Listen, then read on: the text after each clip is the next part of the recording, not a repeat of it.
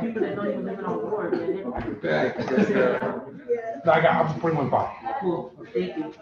Thanks for coming out. No, thank you.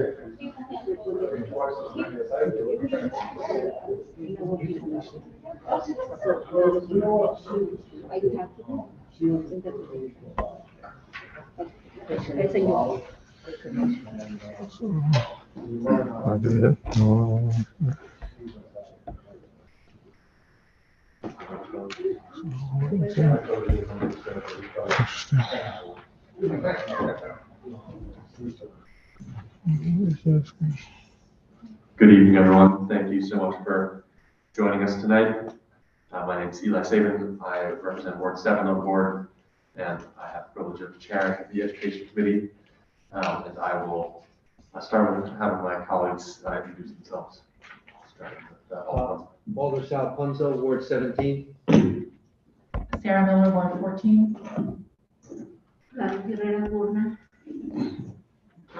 Ward 30. Darrell Ratine, Ward 26. Thank you, colleagues. And then I will read the notice. Board of Alders notice, New Haven. The Education Committee of the Board of Alders will meet in person on Thursday, December 15th, 2022 at 6 p.m. in the Board of Alders chamber located at 165 Church Street, second floor, New Haven, Connecticut, to hold the following workshop. Workshop with New Haven Public Schools and invested community members regarding chronic absenteeism in New Haven Public Schools. Per order, Honorable Chair Eli Sabin. Attest, Honorable Michael Smart, City Clerk. These items are on file and available in the office of the City Clerk, room 202 at 200 Orange Street, New Haven, Connecticut, 06510. For accessibility-related accommodations, please call 203-946-7651 or 203-946-8582. Public comment or testimony may also be submitted via email to public.testimony@newhavenct.gov before 2 p.m. on the day of the meeting. This meeting may be viewed on the New Haven Board of Alders YouTube page. We will begin.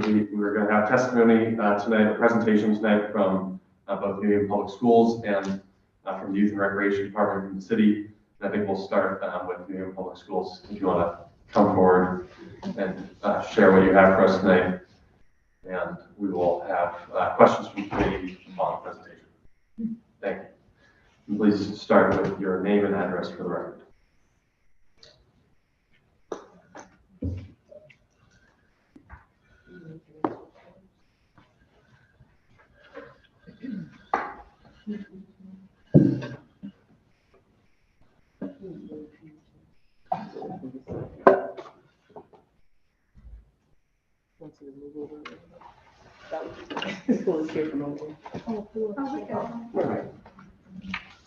Okay. Good evening. Good evening.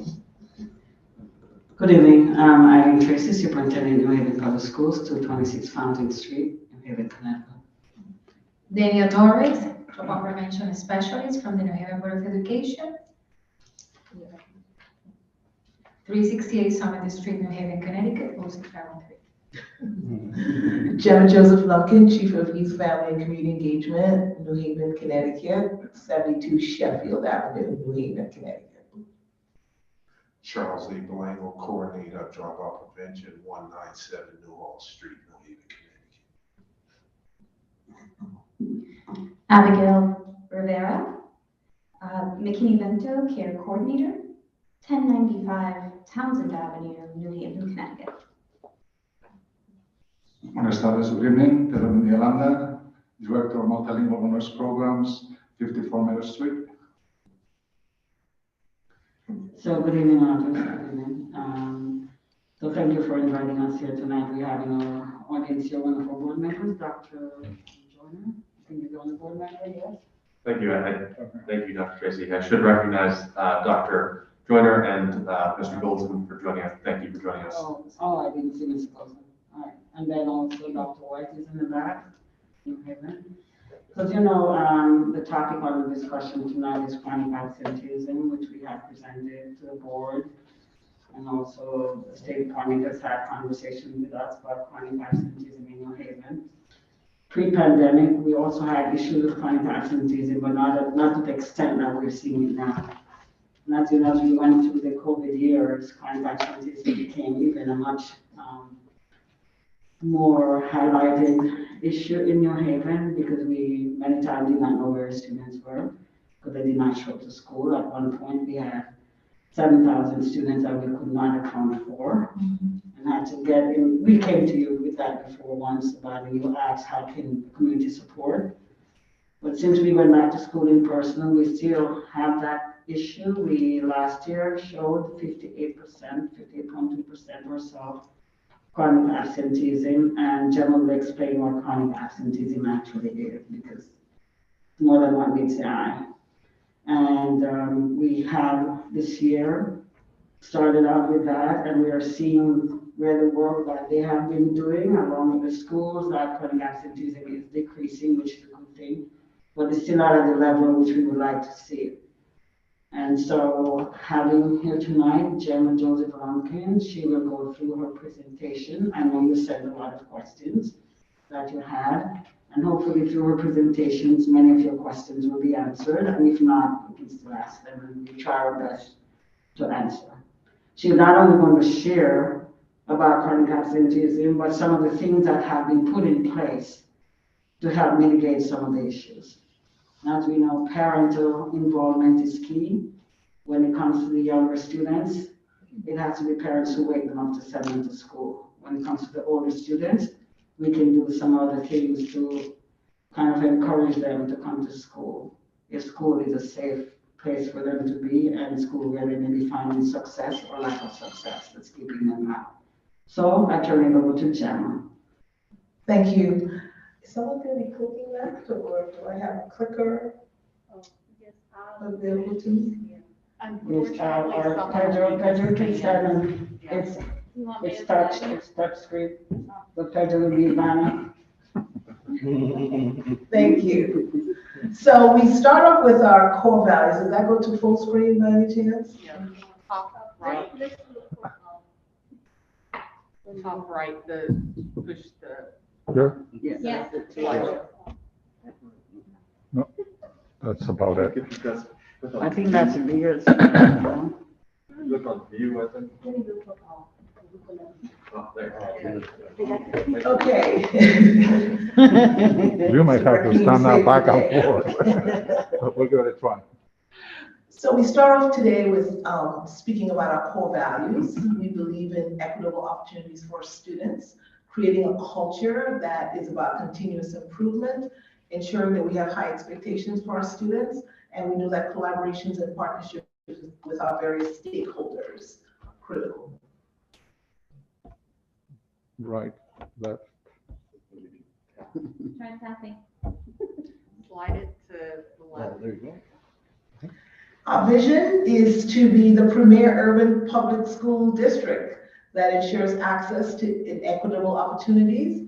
And we have a very specific mission to ensure that all of our students have that personalized and authentic, engaging experience. I'm not going to read all those words for you, but we believe that those top sentences matter. Our priority areas are in academic learning, our youth and family connections, operational efficiencies, culture and climate, and working with our talented educators. We're focused on goal 3, which is the development of the whole child. And that major goal is that we create positive school communities that focus on the needs of our stakeholders. And we believe if we make that happen, we will assure that the learning needs and the social wellness and physical wellness of our children are met.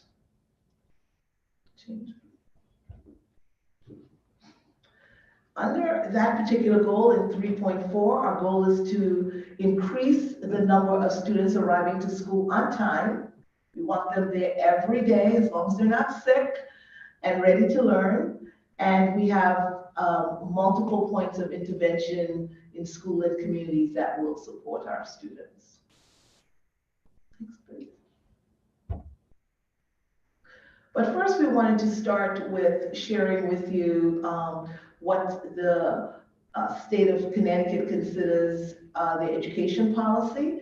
The student is in attendance if they are in an assigned school or in an activity sponsored by schools, if the child is off on a field trip or in some program that we are supporting. The students are absent when they're serving out-of-school suspensions or expulsions. And according to this policy, a student who is not in attendance is considered absent. So state law says that chronically absent means a child enrolled in a school district who is attending 10% of the total number of days a school year, 10% greater than 10%, is meaning that the child is chronically absent if they are out of school greater than 10% or greater. And I'm going to flip to the next slide to show what that means. And oh, by the way, excused or unexcused absences are also considered chronically absent. So the way attendance is taken is in the middle school, the K-8, the homeroom teacher enters the daily attendance code into our Power School system. In the high school, each class teacher enters what is known as a meeting attendance in Power School. Now, if the student is marked present in 50% or more of the classes, then they are considered present for the day.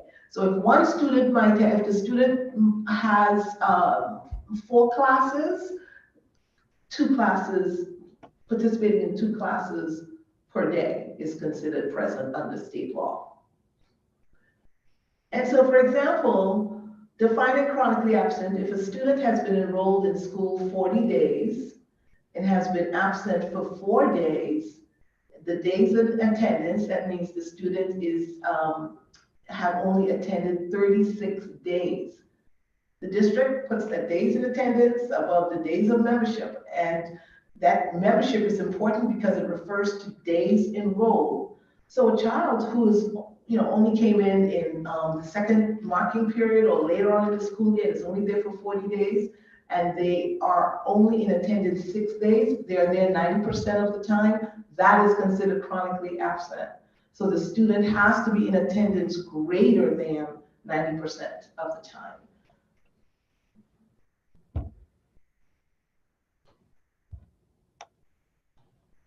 Can you click again, please, so we can get the... I'm doing my best.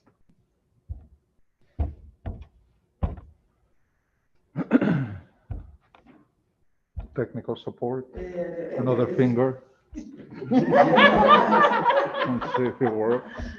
Okay, so you can, here we go, where we're going, and then, maybe it's that side. It was the other There finger. we go. Oh, it was the other side. Okay. So at the very top, we wanted to show you the attendance trend. So we were in 2017 at about 19%. We started making some progress in 18-19 down to 19.3%. We had a spike up to 21.1 in the 19-20 school year as the COVID pandemic began to hit. And then you can see we spiked up to about 34.3%. And then last year, we had that substantial increase at 58.1%. Where we're going is, as of our first, we started at 58% at the end of last year. I made some changes there. That was the end of 21-22 school year. I'm going to correct that error. And then the first marking period of 22, we were at 34%. And then our goal is to achieve 30%, less than 30% chronic absenteeism.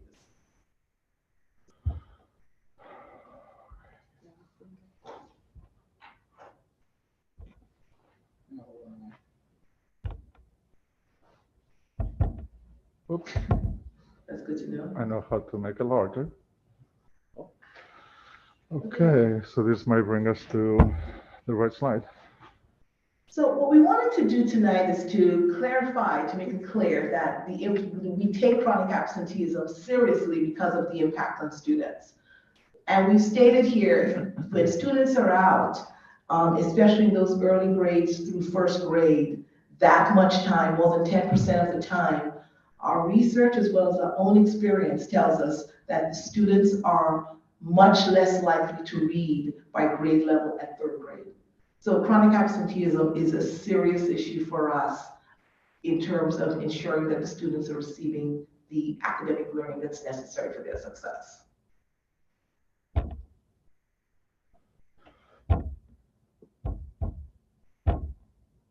Okay. So I'll just move it that way, I guess. What we know about students who are not reading at grade level is that they're 4 times more likely than proficient readers to drop out of high school. And they are also likely to be touching the juvenile justice system as well. The other thing that folks do not realize in terms of the impact of chronic absenteeism is that it affects students who are not chronically absent, because as teachers slow down to address the needs of those students who are behind, the students who have good attendance tend to slow down too. And the research and our own experience speaks to that. So what are the contributing factors? We start with a national perspective.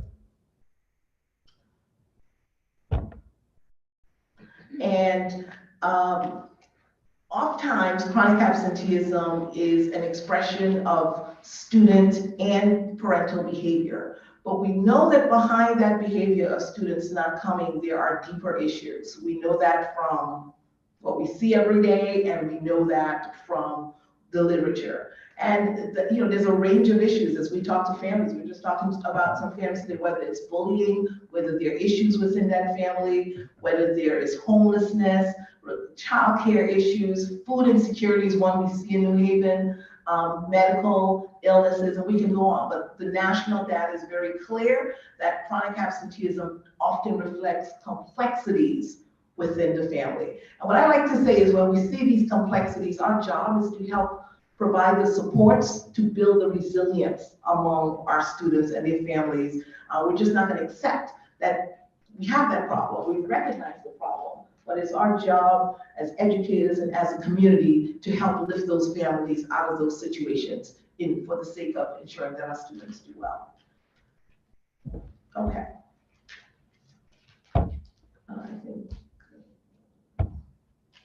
Okay. So what have we done about it? We have our dropout prevention workers who have been getting out and doing those home visits, doing the community outreach, and getting an understanding of what's happening with our families in New Haven.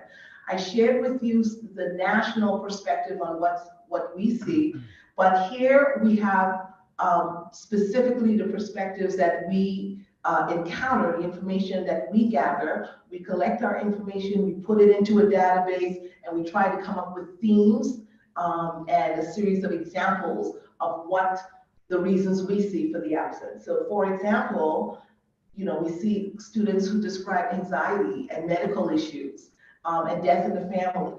We hear students talking about feeling disconnected and not engaged, and we hear families talk about work issues and responsibilities, and in there's food insecurities. And then we hear about transportation and displacement. And I have with me Dania Torre and others from our dropout prevention team who is out doing those home visits and documenting it in our database so we can actually calculate the data and have a good understanding of what's going on. And perhaps, Dania, you can share some of what you're seeing. Well, good evening. As Ms. Gemma was mentioning, all those type of problems, we have to understand that if the kid can do good, if they can. It's not just because they don't want to, it's because it's an issue in the family, it's an issue in the context, it's a problem. So our goal is not just find the problem, it's to provide the right resource. And we don't stop right there. We have to help them to trust us that resource will help. It's not a miracle maker. It's not automatically. It's something that goes in a process. But our goal, and we have also an awesome team working under the supervision of Mr. Blanco and Ms. Gemma, doing not just home visits, making phone calls, video calls, any type of communication, letters, phone blasts, text, anything that is in our hand to try to connect this family, in the parents, because it's not just the one student. We cannot see just the student who's chronically absent. It's the whole family. Remember, in New Haven, we have families of 4 or 5, different countries, language barriers, anxiety. Now I have seen most students who are displaced because they've been evicted. The rent went up. It's unbelievable how many families we have living in shelters. Domestic violence rise up. We know because the pandemic, we have the numbers for violence in the house. Domestic violence went up. Alcohol in the families went up. Everything's went up. So the crimes. So all those problems are affecting our kids. And remember, we are dealing with babies.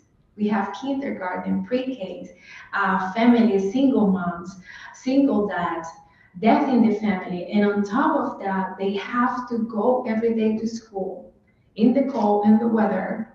You know, New England is not easy to live.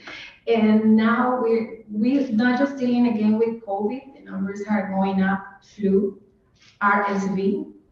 I had it myself a couple weeks ago, both RSV and flu, and it's in COVID, and it's not fun. So all these problems. Oh no! I had I'm fine. I'm negative. Really 2 weeks. Yeah, that was more than 2 weeks ago. So the problem, that we are facing with the families, we try to provide resources. That's well. I don't know if I answered. Yeah, and because I think one of the questions is what are our dropout prevention workers doing? What is their job? What is their role? Their job is to connect with our families and to link the families to the resources in the community that supports the families in achieving a positive outcome for their students.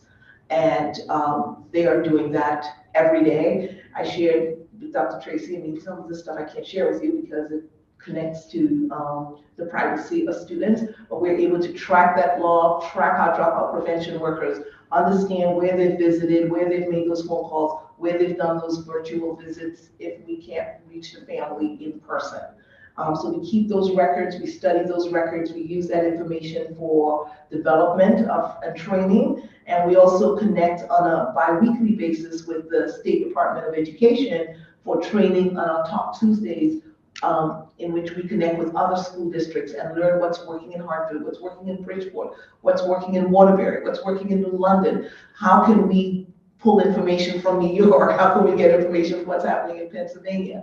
So these are people who have indigenous relationships in the community, and we are fully using them to achieve our goals of reducing the chronic absenteeism rate.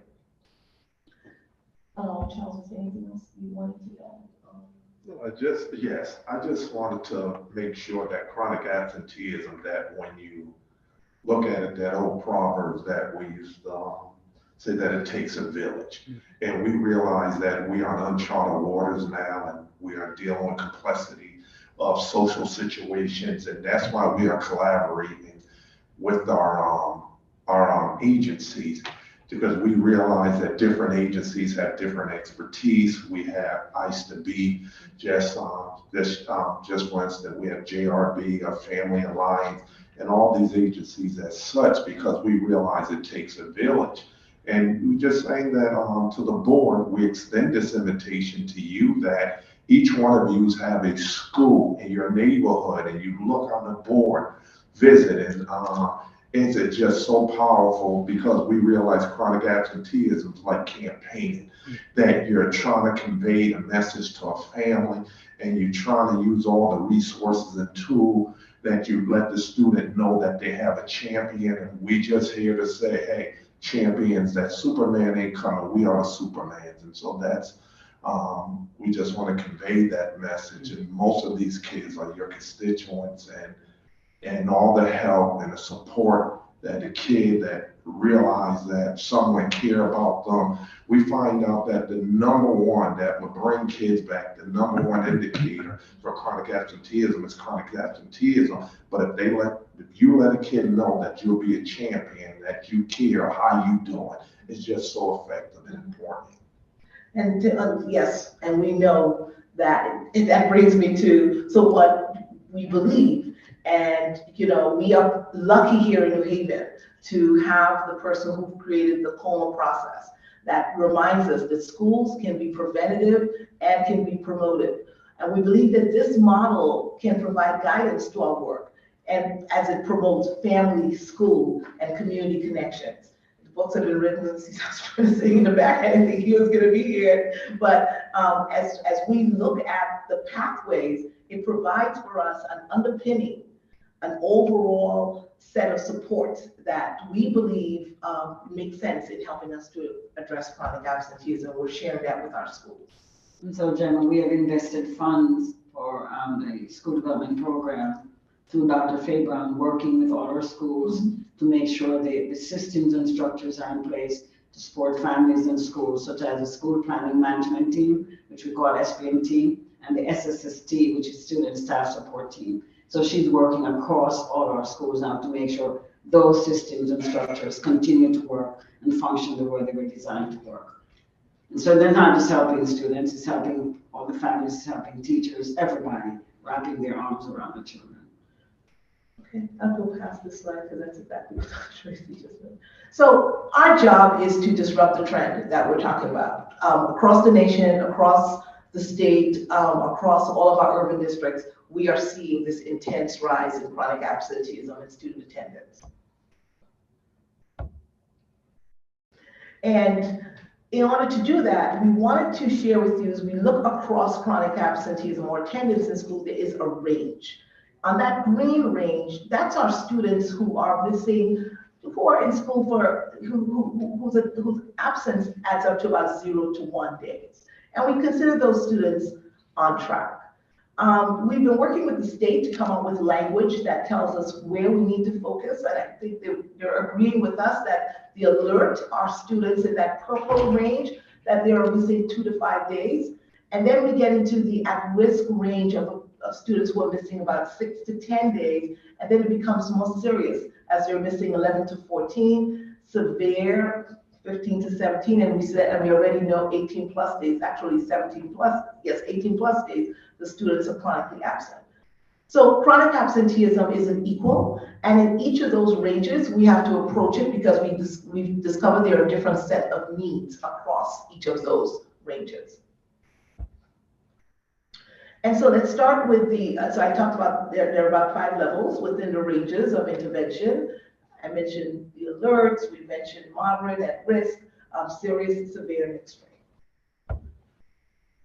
So as we're talking about the alert, what this is letting students who have been out 2 to 5 days this time of the year, we are sounding the alarm. We are saying to parents, we want to intervene, we want to know, make sure everything is okay. What we're finding within that group, it is illnesses, it's medical issues, and the student may be out. My son was out for 2 days. He had perfect attendance last year, but he was already out 2 days early in the year, being a little bit sick. So, but getting that phone call that says, hey, we're checking in on you from our parents, that is an intervention that we are putting in place to make sure that that 2 to 5 days doesn't spread further unless the child is sick. Okay. Now, as we get into it, it's moderate here, and it's really students who are at risk. As we get into this view, we begin to say we need to go a little deeper. We need to contact the families. We want to make referrals to our student success mentors. And student success mentors is just what Charles has been talking about. There is somebody in that school that we can connect those students to. What we're trying to do with that 6 to 10 is essentially to hold the fort. What we know from our experience in this group of students, if we intervene intensively, and share the information that needs to be shared and provide the resources that families need, we can hold the fort, if you will, at that 6 to 10. Our goal is to not allow a consistent drip into 11 days, 12 days, and 14 days. So at this time of the year, that 6 to 10 becomes a very focused group of students for us, where everybody is working to connect with those families, understand their needs, respond to those needs, make sure there's someone in the school connecting to those students, helping parents to realize how important it is that their child not miss another day of school unless the child is sick or yet sick.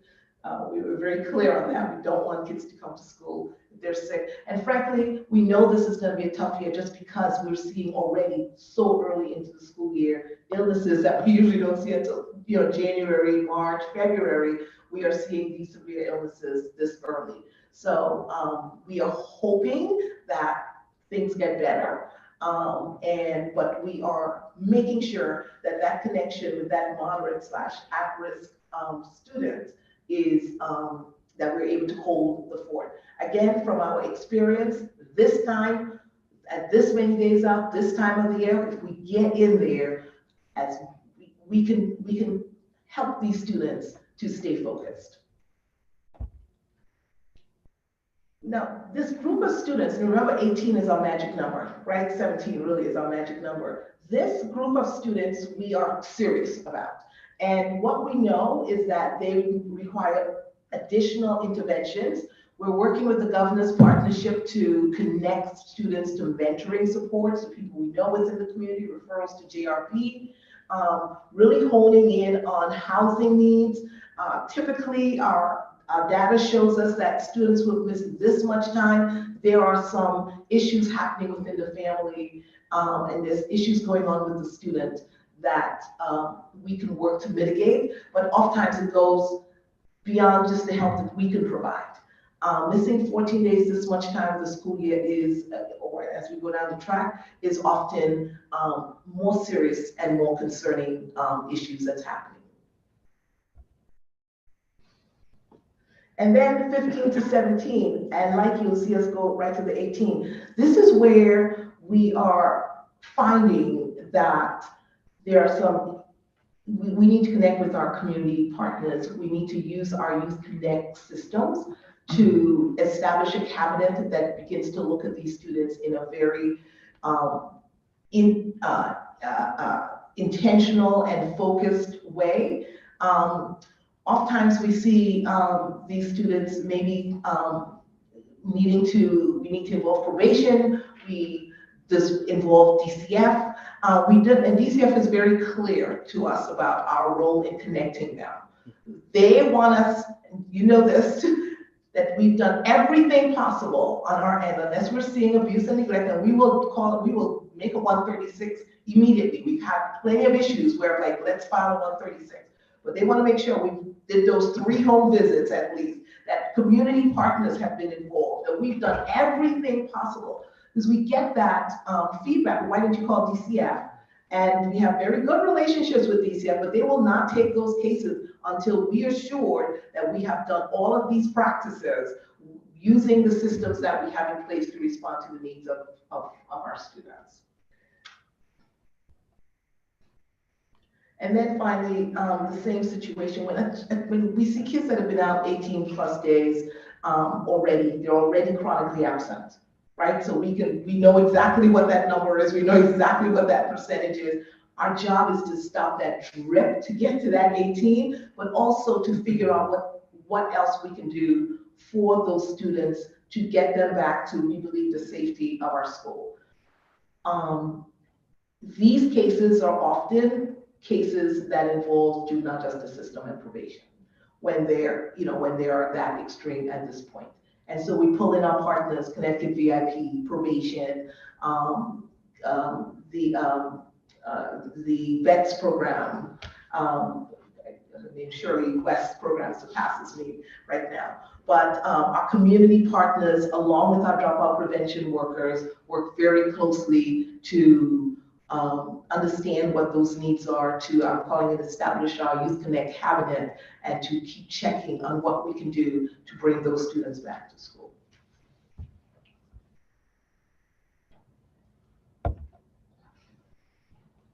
I talked about the community partners, I talked about DCF, I talked about juvenile probation, Connecticut Violence Prevention, Urban Alliance, and several others that are not listed here. At this point, I want to take a moment to talk about our homeless population, because that is a group of vulnerable students for chronically absent. Dan Diaz couldn't be here, but Abigail Rivera is here to fill us in on our intense focus on this group of students who are among our most vulnerable.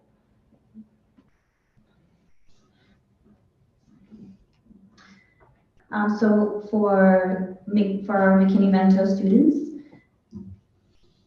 they are either identified at the school level or at registration when they come in to register, or also by several community partners such as IRIS, which may also refer students to me.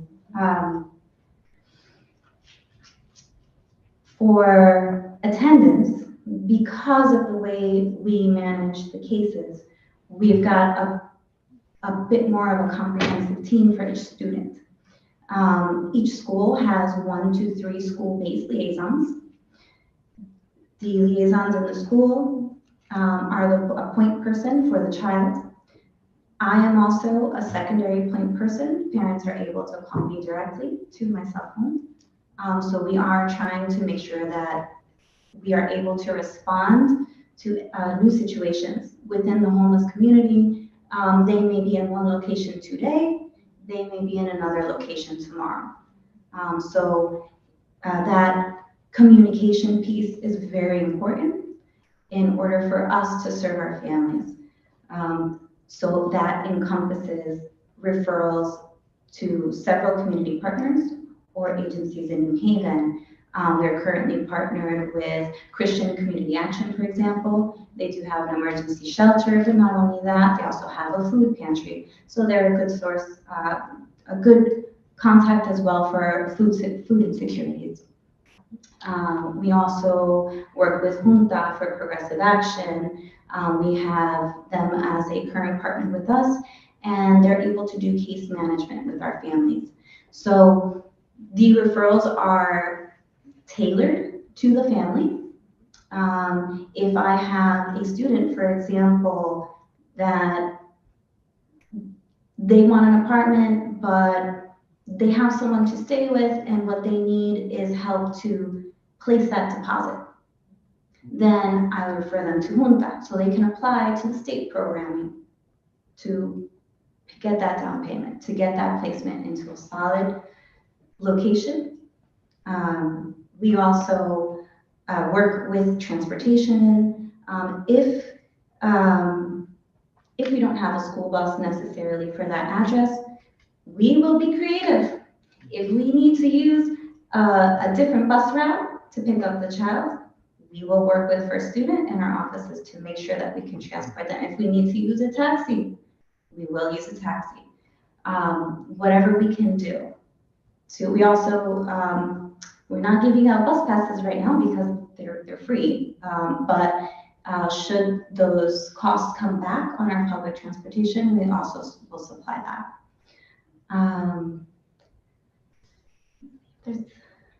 If we change the slide a little bit, thank you. So as a result, we are seeing in that green number, if our students who are chronic, who are McKinney-Vento identified, the majority of them are on track. They've only missed 1 to 2 days.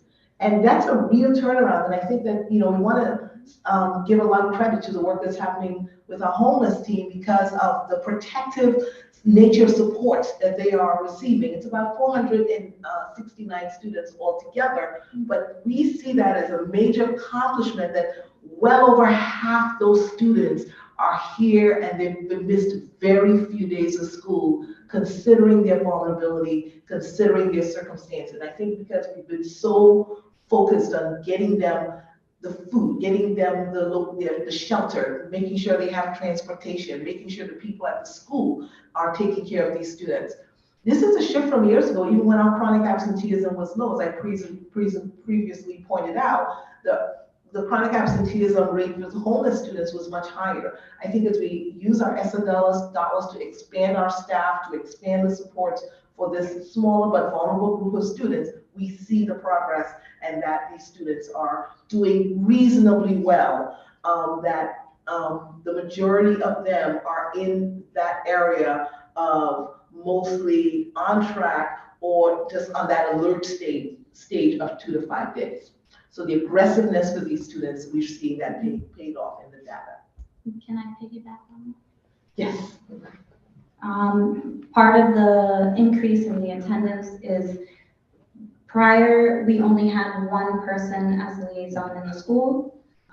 We also had, we did not have a McKinney mental care coordinator. So now there's someone full-time in central office that is focusing on this population. And I think that's definitely given us the ability to expand and focus a bit more with this population.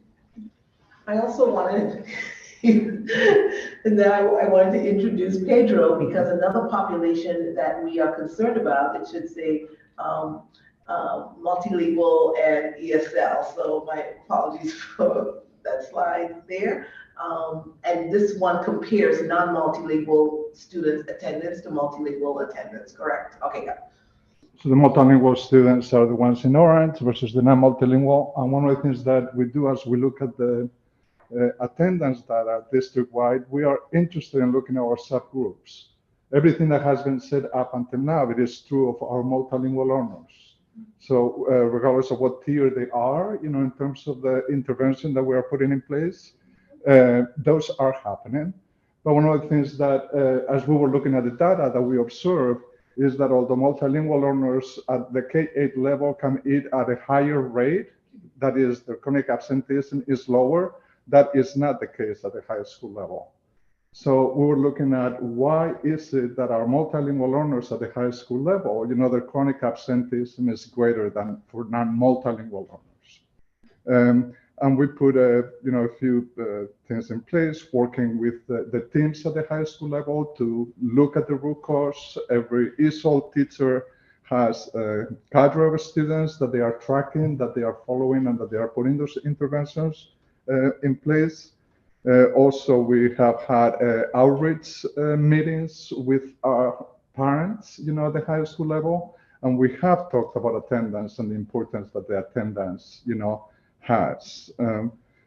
In terms of some of the root causes that we are seeing at the high school, you know, it is that our high school students are multilingual. Some of them are breadwinners, you know, so they need to work, you know, and that's one of the reasons why we feel that they are not coming to school. But we are taking a very close look and see what it is that we can put in place. And then the second half of the slide should say 9-12, right? Correct. One is K-8, the other one is 9-12, yeah. And one of the other things on the multilingual side that Pedro didn't bring up, but his department is doing a great job, is meeting with the families and speaking to them in their language and sharing with them the importance of attendance as well. I wanted to list to you some of the partners that we are currently working with, that we will be referring our students to as we build out, you know, who are community partners and how they can help us as we look at their individual services that they provide. This is not an extensive list. There's some of the folks that we're connected to right now, starting going from Arte to Little Scientists to the Pride Center to the Monk Center, to Sports Academy, and others that we currently have agreements with that we want to expand our relationships with so that they can help surround our students and provide them with additional community-based supports. This is just a couple of pictures of some of the things that we've done as a department. The flyers just show that we've done these pop-up pavilions to sort of build school support and to rally for chronic absenteeism. It was just really having fun, and just having positive school environment and positive school community around attendance, just working on the climate and the culture of the school. We call that the Countdown to Success Initiative to really push that first marking period. And we're pleased to see those numbers went down to 34%. It might spike this marking period because of the illnesses that's been around. And then there's some video of us going door to door. Mayor Elka did join us on some of those canvases, and we're just sharing some of that experience on this picture. And that's some of our presentation. We didn't tell you all of it. There's a lot to this work. There's complexity to this work. We are looking at it every single day. Every single principal, we met with them on yesterday. They are tuned in to what needs to happen to ensure that we are on the same page around how we are looking at chronic absenteeism. We are serious about this. We know it's hard. We know it's complex. We also know it reflects the problem across the country, but we're in the Haven, right? We can show the world how to do this. And we believe that as we come together as a community, you all keep calling us. I get the emails from, she doesn't, Alda Smith, she doesn't slow down. As we get those calls, we respond immediately. We're out there. We're knocking on those doors. We're making those phone calls. We are doing everything humanly possible to take on this problem. And we pray that we are able to get our students back and engaged. Thank you. Thank you for the presentation. Before I turn to questions from the committee, I was wondering if you could go back to the slide with listing out all of the different levels of risk. Yes, the slide. So I'm a little confused about the numbers here. On the right. Yes, those numbers. What those refer to is this for this year so far, this school year? Correct. So as of on the first marking period, November 2nd, we have about 3,000 students who are visited, who have missed only about 0 to 1 days. And so we're saying that's a good thing, that's on track, we're celebrating, it's awesome. And then beyond that, we're seeing the students who are on that alert level, that's about 6,000 students who are that 2 to 5 days. But again, going down the track, we see that 6 to 10. These students can and will drip into further the potential of becoming chronically absent if we aren't clear about intervening in very specific ways.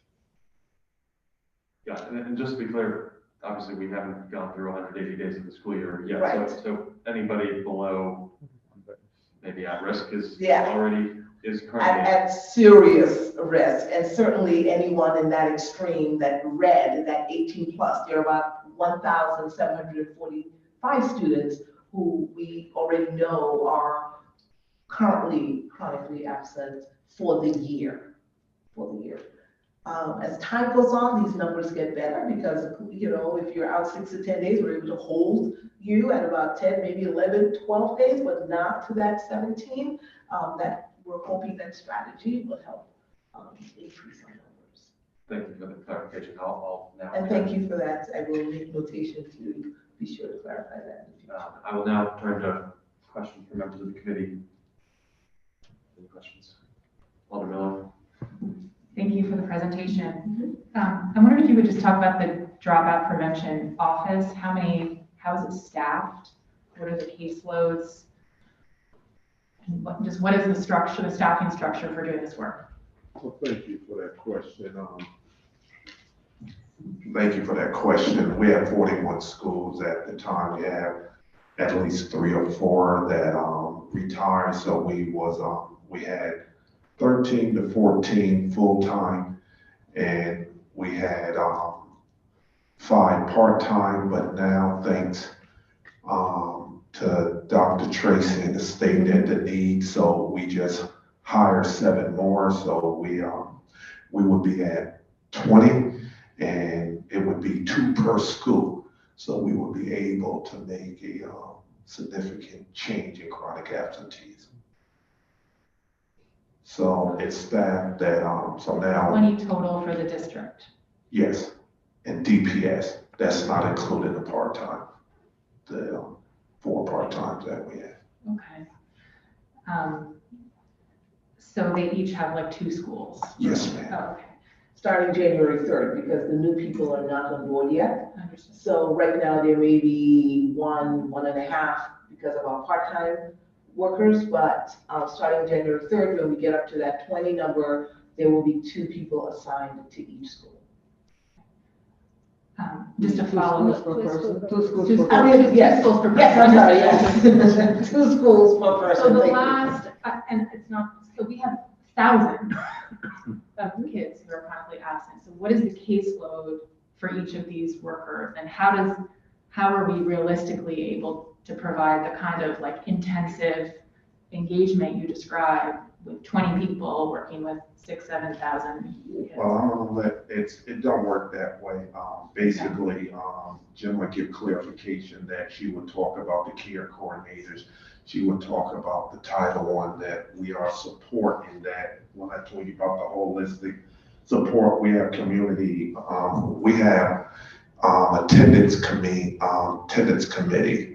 meetings, and it's just not, we have the teachers, it's the assistant principals, so on, every school is different. And when we look at the high schools like Wilbur Cross and Hill House, that we look at them particular schools that we are not just working with them we're working with the village. So as we have attendance meetings once a week, sometimes twice a week. And so when we look at the particular students that you look at phone calls, teachers are making phone calls. The dropout prevention is focusing on the 6 to 10. In addition to that, when we talk about the different agencies that have 11 and 12 that are community partners.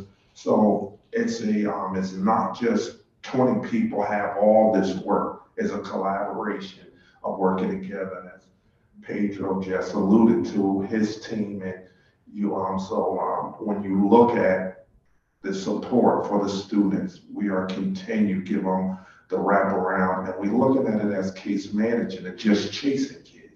So it's case management, and every student is different. You may look at the root causes. It may be a cold. You may have 2,000 kids, and I'm not a medical doctor, but we're looking at various COVID, we're looking at the monkeypox. So they fall in different categories.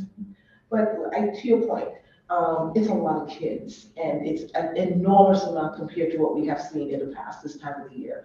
In the past this time of the year, we're looking at 14% of the students, right? We're looking at maybe 1,500 to 2,000 in the first market. Now we're looking at 3,000 to 6,000. We need all hands on deck. I've reached out to Leslie Blateau, the head of the teachers union, and we want to offer teachers some additional part-time funds so that they can help us to make some of these home visits and to make some of these phone calls. We sign some of you guys up once we get a memorandum of understanding. We need everybody. We don't have enough. And even though we brought in the 5 dropout prevention, that's what they're doing and all they're doing. If we don't have, our teachers and others in on this is going to be a hard target to meet. And we're hoping to be able to use all of the resources available to us, our community partners, but we also know they have their caseload as well. And so we're going to work with our superintendent and the board to expand funding to some of these partners to say, please take 30 students, and we will, use our, federal funds to have you to help us. So the numbers aren't enough. You're absolutely right. There's no way dropout prevention can do this, or even if I bring in our school care coordinators and everybody, anybody who we have available to us is there. The largest workforce is within our teaching, they're the largest group, and so we're turning to them and asking them to give us 5 hours a week each. If we can get 120 teachers, fingers crossed. Very few people are working part-time, but if we can get that, that will be helpful to us, and that is part of our plan, is to work with our teachers. Okay, thank you. So just to give, so we understand what the gap is. So you have 20 people for this 6 to 10, 44, 20. So what's their caseload? So I mean, I haven't worked it out exactly what the caseload is because there are some people who are making virtual visits as well as in-school visits. I'm going to put a closer look at that. I saw that in one of your questions. Don, God, you must make about 40, you have about 40. Like at a given time, how many? But I think, Gemma, beyond that, we have to include our schools have parent liaison, and some schools have what is called the family resource centers. So it's much more than just a dropout prevention. People, as Mr. Blandman said, it's a whole village wrapping around the children. So they do one part of the work, and there are others who are also supporting in this work. Yes. Care coordinator is what we invested in, 2 years ago? I think two years ago was your additional help. We do not call them dropout prevention, but we have them working closely with families around their needs. Okay, I think it would be helpful to just get a sense of, you know, if you add all this up, how many of these thousands of kids have somebody on them and how many don't? What does that look like? And I guess my follow-up question is sort of, sound like there's some things that are going well, but it's clearly things are not going that well. So I'm wondering what you see as sort of the weaknesses, other than just staffing capacity, in the structure that exists to do this work, and how can we improve? So I think that we are addressing the structural issues, which is data. We need the information at our fingertips constantly. We are working on bringing in a new program called Decision Ed, and that will pull from Power Schools. So at a click of a finger, we are able to see where the hotspots are, which students are making progress, which students are not. So if I had to say there was something structural that we need to have in place right away, would be that data access. And we're working on it. We had some slowdowns due to just getting parts through the supply chain. You know, this was supposed to have happened, I believe, back in the summer. And we received messages of delay after delay after delay. But we've patched the system together where we are tracking through Power Schools, we're tracking through other information sheets, but structurally we are working to strengthen data access. The more data we have, the quicker we're able to access where the hotspots are in the system, the more efficient we would be in responding to the needs of the students and the families. So I would say that would be one area that we would be looking to improve. Okay, thank you. You're welcome. Other questions from members of the committee? Alderman Herrera.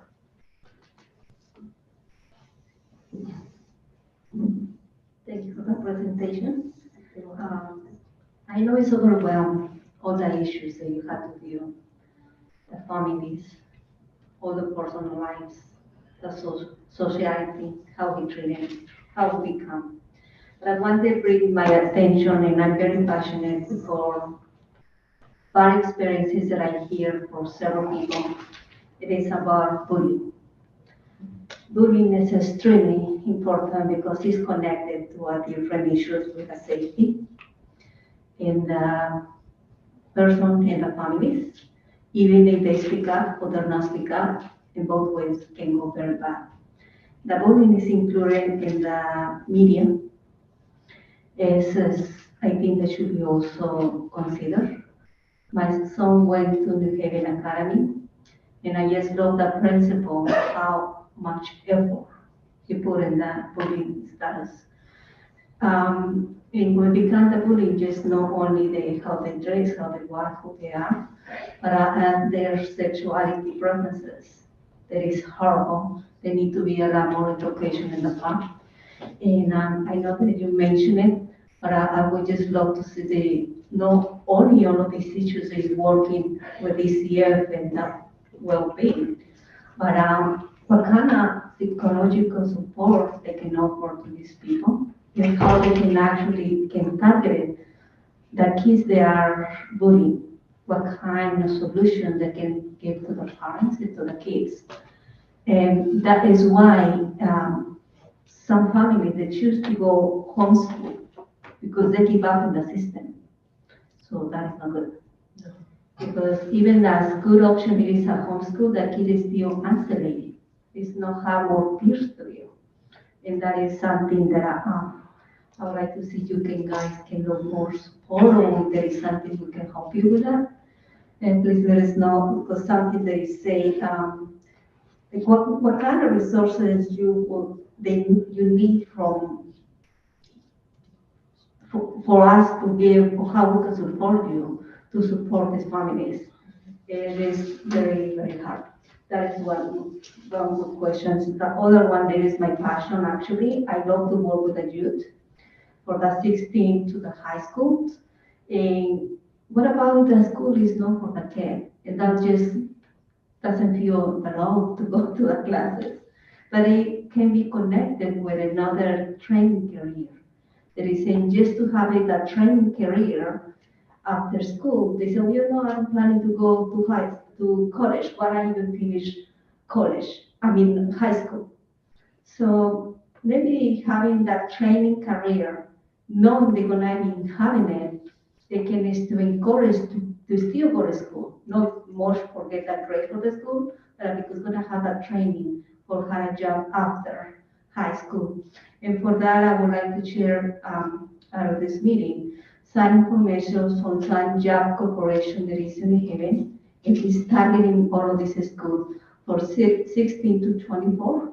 And I would love to see you guys to share this in the high school. And they offer free training and free, and even for the drop-out student, they help them to get the GEDs. And they have it, and all of it is in Haven.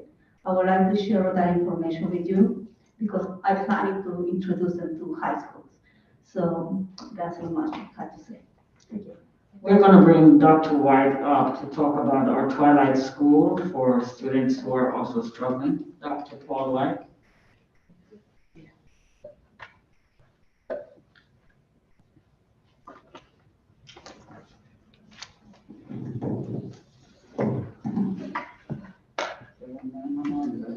I know very well. Good evening, Alders. Paul White, 170 Osborne Avenue, New Haven. And first, let me give you my card to send you the information to the program. And I'll start there and then we'll go from there. So one of the big pushes this year is working on building out career pathways. That's another way of engagement. We started with the manufacturing pathways at Career, Hill House, and Cross. We have 45 students starting that. We're building that pathway out. We already have the pathway with health services at Hill House. Excuse me. So from there, we are trying to create more pathways, more ways, college being one of those pathways, but also other ways that we can build stackable credentials and industry recognized certification so that if students do choose another path, they can get a job right out of school. And we're trying to engage them in another way of working with their hands. We have our culinary program at Cross that's an award-winning program, and those are some of the opportunities. Also, we have our Twilight School, which will be starting up as another way for students to regain credits, as well as students who may not want to be in traditional school and want to wrap up their acceleration to get through school. We're getting that ready to start mid to late January for another group of students as well. So that would be evening, a mixed hybrid program, direct instruction, and some online work. So you already have those kind of, what kind of careers training you already have in hand right now? What type of career training? Yes. Okay, so right now across our CTE programs, our career and technical programs, we do accounting, we do, at Sound School, we have a variety of career programs that students can get certifications out of. We're building the manufacturing credentialing now We have health careers. We have students that are completing their CNAs coming out of career high school, and we're building upon that. Those are a few of the areas. But we want to build also, obviously, a pathway for teaching because we struggle with teachers, so we do want to grow our own in that as well. Thank you. I just gonna give you some sense. The same I say to this corporation, I'm gonna give you the information. That is, think about medical. There's not only we are in crisis in the medical field, but around New Haven, we are full. Yes, one of the big pieces we are in the very early stages is an entire biopath, where obviously bioscience is huge in our city. So we're working on building that piece out now with programs that will be based at career and also open to students across the city. CPR certification that makes a difference for the students. Absolutely. And if you would please reach out to me, we will get the information out to all of the high schools. Thank you. Thank you all for, thank you, Dr. White. Any other questions for members of the committee? Alder Smith. Thank you, Chair Sagan. I would like to ask Mr. Palenzo, what is your day-to-day operation for your team? How do they start their day off? They start their day off that we have a schedule that they're assigned to, like I said, the schools that they're assigned to. So the students that's coming in the morning, that they get an opportunity to go to that school that they're assigned to meet the students. And then in addition to that, they allow to see the students that's coming in tardy. So they get an understanding to build a relationship with the student or that parent that they was trying to catch up with. May bring that student, they bring the student a little late and get an opportunity to see, and then they basically get on the phone and start, they go to power schools, or that's where the database is, and attendance team committee. Most of the times at the particular school, because that's the day of the attendance contain, and then they go and do home visits. Thank you. I asked that because I remember maybe a couple of years ago, your team was very successful with going door to door, knocking on these doors with parents immediately when they found out that there was a child that had like 5 days of absence. They were at the doors. You had a lot of people that were afraid because they knew truancy was coming. But I don't see that that's currently happening that way now. And I know we say the pandemic that has happened, but I've often said we were out of the pandemic for the majority of the first portion of the school season. And I'm pretty sure the pandemic is going to come back. But I've seen, and we've talked about it, absentee, where you have a child with over 40 days of absence. And I feel that it shouldn't have gotten that far with that. So when do you get to the extreme before the extreme become extreme? Because when I was younger, and we had Dr. Joyner in the back, he would not allow us to even miss a day unless he was knocking at my mother's door to make us to come to school or pick us up himself to have us at those school doors. So what measure are you guys taking to ensure that these students that have gotten to the level 5 days so that they don't become extreme? Well, absolutely. Thank you for that question. In addition to that, you know that when me and you was going to school, the time has changed, but the method has not. And so, but I will say that during the summertime, we identify the students during the summertime. So we do the pre-work. We already know the students that's basically going to be chronically absent before it even the school year start. For the simple fact is that that particular DPS worker been at that school for a particular time.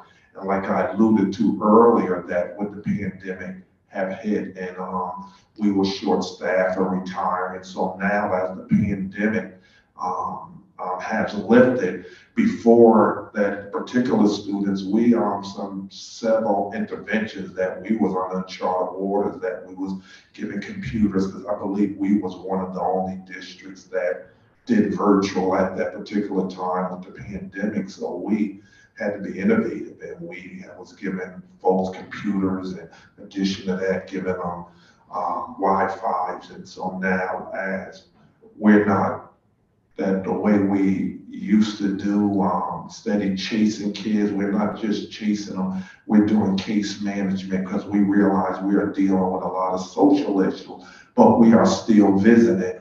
But yes, absolutely. And so that's that is the methodology that we're taking now, and that's why you will see a greater presence with the support staff that we have. Okay, I just want to reiterate. Yes, ma'am. We're not in the pandemic. Yes. Children are missing a lot of days out of school.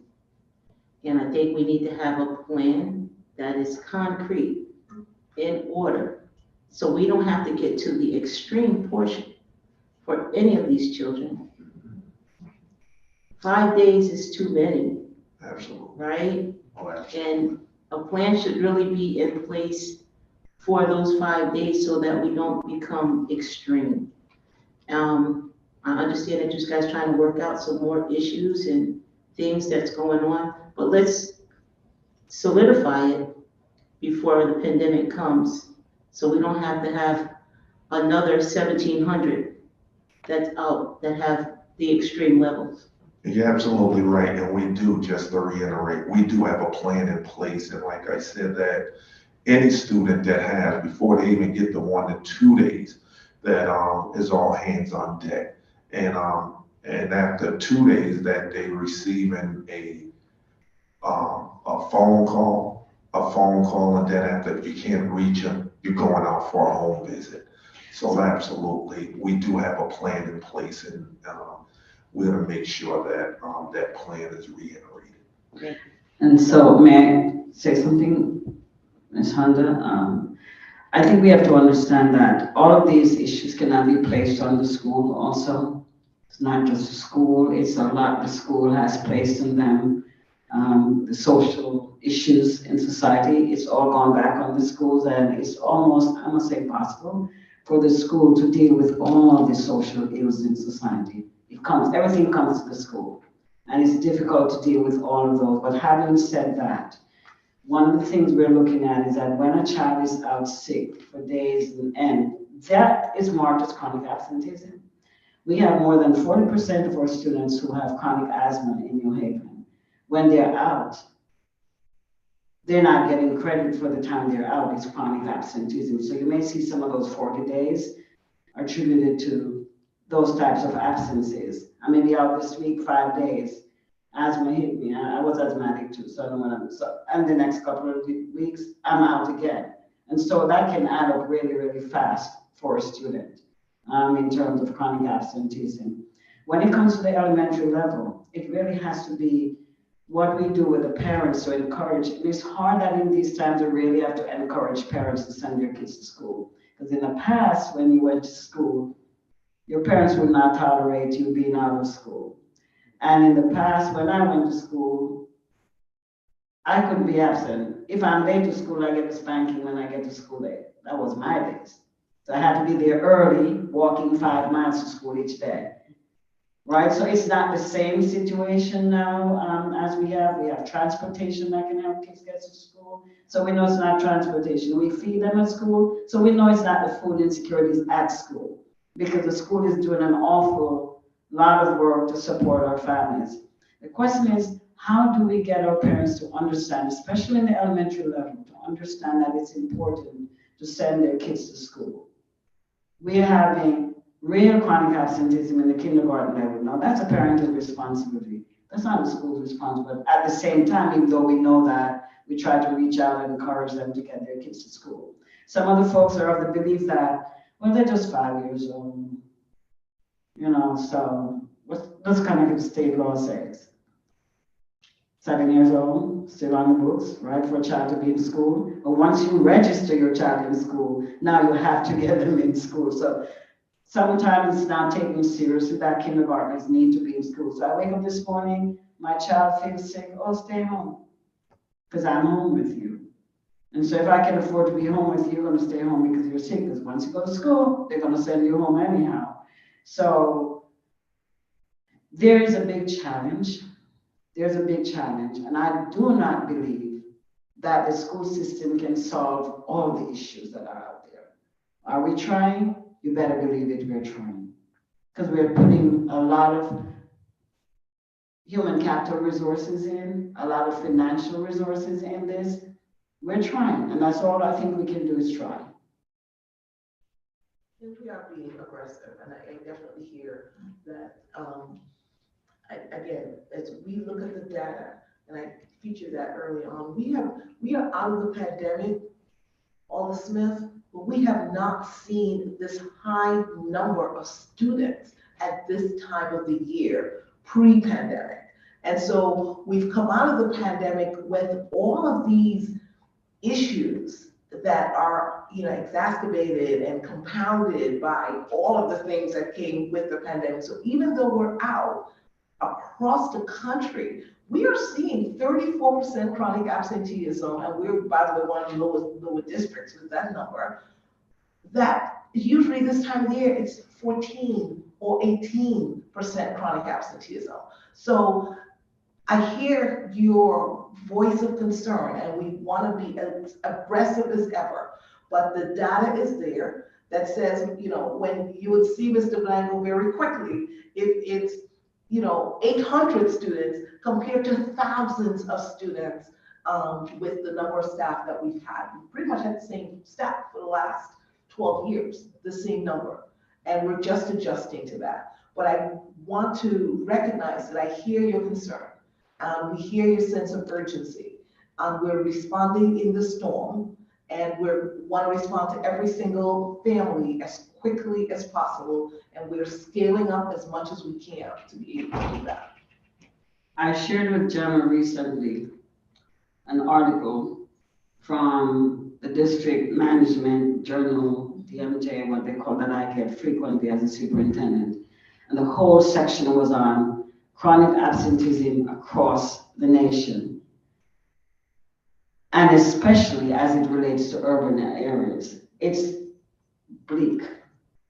When I say bleak, it is bleak. So when I say, oh, it's not just New Haven. Here in New Haven, we're trying, and some of the same thing they have tried and are trying and calling best practices in their areas, the same thing we're doing here in New Haven.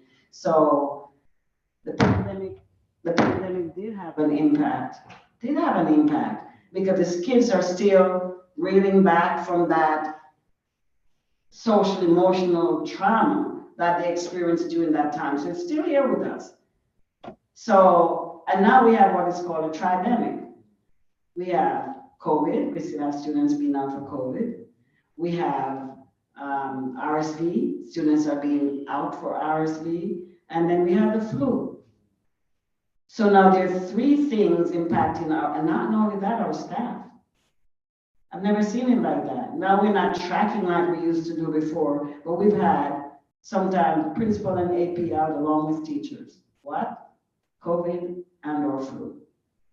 And so it's affecting our children. Illness is a big deal for us. It's affecting our children.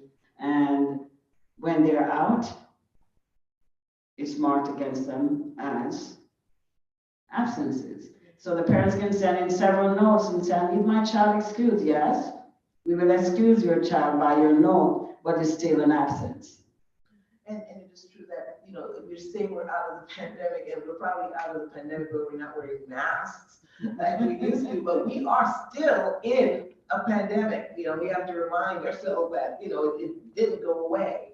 And, the after effects are giving us, we don't want to sit here and make any excuses. We're sharing reality. Right? This is the conditions in which we work. We choose to work in public education.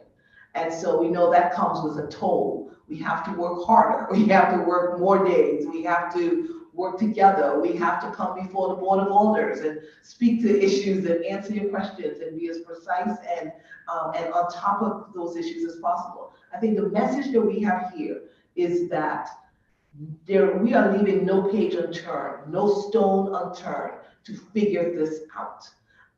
We met with the nationally recognized Attendance Works, right? If you are doing research on this issue, Attendance Works, Hetty Chang took time and met with us personally the other day. We shared her the plan. I want to say we have a plan. I described a plan to you. And we had Hetty Chang look at that plan, and she says, you are on target. This is what you should be doing. We need to be tighter on our data. We need to get that data system up and running. We're tightening up some pieces in Power Schools, our current data. We're introducing we're looking at other parent options besides what we currently have, so we can have that two-way information. So when I send something out to you, you can text me back right away and we get that information back. So we're putting all those structures in place. We are still in the pandemic. We're not making excuses, but no one is sleeping on this. We are on this. I want to assure you, we are on it. And could we be better? Yes. Yes. We'll work on the things to get better. we'll work on the things we can control. I just want to say one last thing. So, thank you, Mr. Chair. When we talk about community, right, getting involved, I had 6 students from September to current that was not going to school. I watch them every day, not getting on a bus, and I catch them. One thing that I did to get them back to school, because they want to play in the game room, was told them that you can't, I will feed you your snack, but you can't play in the game room. Those kids are back in school now. There you go. Bringing me their progress report, because I've asked them every day, you have your teacher to give me a note that you were in school and that you did well. That's the only way that they can play pool or on the game systems. And only thing that I'm saying is this, that yes, it does take the whole community. It takes us all to work together. We're trying to work with you guys on these are our children, to make things happen, because we want to see our children to succeed. And we don't want to see any child that's left behind. And a lot of these kids feel that they're being left behind because they can't read. And before they get a snack, I make them read a book. And they don't want to read out of a book because they don't want to show that they're flaws, that they can't read. But we take time to make each child, to help a child to read so that they all can receive a snack together. So I'm saying this to say that maybe we can find some type of creative ways to get our children into making so that they can come to school, get up and enjoy getting up, get excited about coming to school, because there's going to be a reward somewhere. And the reward is at the end, right? It's receiving a great education. But you need something to give them that push to make them want to come. With me, it was sports that wanted me to come to school, because I know if I didn't get good grades, or if I didn't come to school, I couldn't play basketball. And basketball at that time was my life. I loved playing ball. So what ended up happening was, in order for me to play it, I had to come to school to participate and get those good grades in order to play. If not, I was not able to do or play the game of ball. So I'm just saying, let's find something creative so that we can get these kids in, even if it's a reward system, and give them a piece of Starbucks candy, Starburst candy or something. Little stuff make things happen real big, right? Yes, and, we're working, like you mentioned, Dr. Joyner, we're working on a project. We started over at Clemente, the active program, working with Sports Academy that is introducing students to chess and other sports. Ed Trimble is just doing a fantastic job pulling students in who otherwise, the Monk Center and others that's for many students, that after school opportunity is a big hook for them. So we've expanded after school. We're now at least 20% of our students have access compared to much smaller numbers in the past. And we want to continue that expansion. And also to teach the students that the skills of attending and engaging and conversing and participating, and that they have a job to do as well. They have a responsibility as well. We all moved out of very difficult conditions because of the resilience that had been instilled in us. And we don't want to leave that, we don't want to leave here without having a conversation about the importance of teaching students resilience and their own responsibility and how they can take charge of their lives as well. That's how I got to where I am today, coming from the backwoods of Trinidad and Tobago, you know, outdoor conditions, outdoor plumbing for a long time. But so we don't want to leave here without saying that in addition to all of the opportunities that we're providing students, it's important for us to share with students that building that resilience, that sense of self, that sense of hope, that sense of digging deep to build ourselves. We all have our stories of how we've been able to do that, but we have to share our stories and be there for our students and show them the ways that they can be successful in spite of everything that they're dealing with. And that's a big part of some of the things that we're going to be rolling out in the coming months as well. Thank you. Thank you.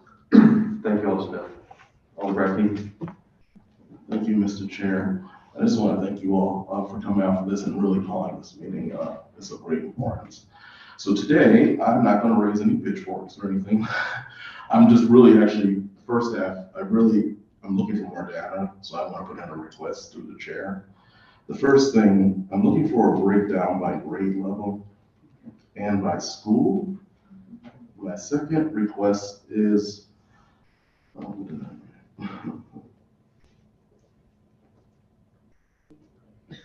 come back to it, but that would help a lot. Mm-hmm. So there's 3 words that I want to mention. A word Director Blanco mentioned was innovation. The second word is reimagine. And the third phrase is public health crisis.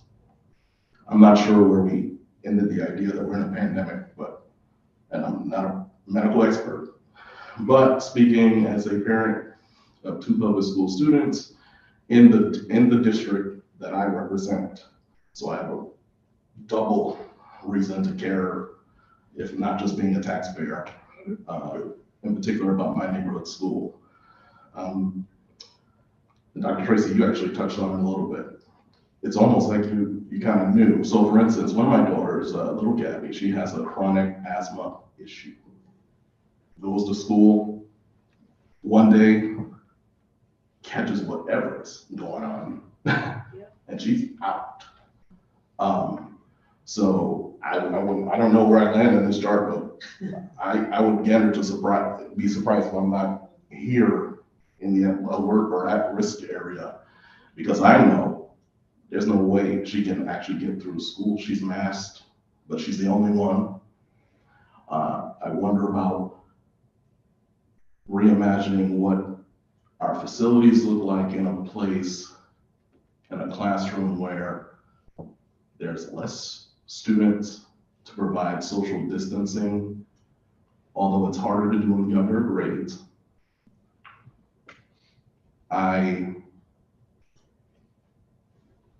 So my first question to that reimagining idea is, where are we in terms of our assessment of the upgrades to the classroom surrounding filtration, and what is the status of that?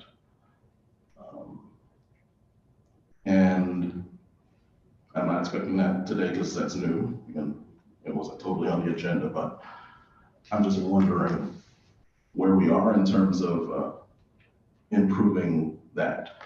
And firsthand knowledge. We have a pretty extensive parent group at Davis, and we have a transportation train in which the parent is not able to do drop off, like it's really serious. And I just want to suggest that, I'm not sure if, well, I guess here's my other question. Are all the PTAs operable in the schools at this point, post-pandemic? And if so, where's the status of that engagement, and where are the supports for those PTAs to, I know SBNT meetings are happening, because I actually do find myself back on the front lines in the school system myself, at Betsy Ross, and kudos to Betsy Ross. I was hearing about incentive, because I know PTAs have a hand in that at the SBMT level. At Betsy Ross in particular, we have something called RISE tickets. It's an acronym that I can't recall at this moment, but the point is students earn them. They'll get video game gift cards and trips, and there's gingerbread house building happening on the 20th. So these students are quite motivated. So even amongst, and I'm curious to know what the numbers are, because in a school community like that, where there's active reason to get to the school, even if it's for a half a day, which you see a lot, but you see students and parents trying, depending on the level. I'm just curious as to what those numbers are. And I wonder if incentive programs that are active in the way that I see it now have something, makes a difference in the school community. Third, what is the district's measure for individual school community engagement?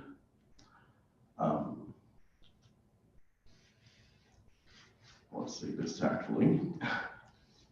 I'm not sure that every school leader is on the same page with what was presented today. In terms of engaging outside support, community support, I have received direct reports of certain school environments that principals are not even allowing parents to engage in the way that we once did in several schools. And I'm just curious if school leaders are assessed on some measure of engagement with parents and community. And is there a clear way to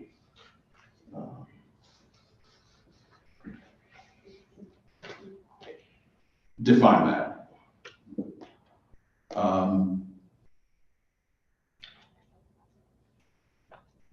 The next question is concerning going back to the word innovative. I'm wondering, I know you've done extensive work at the state level. I think one of the problems that we're having presently in our urban school districts is that our state laws are archaic and not providing the flexibility that's needed for innovation at the local level. And here's what I mean. So during the pandemic, there were clearances for remote learning in a way that I've never seen it. And that option essentially has been taken away at no fault of yours.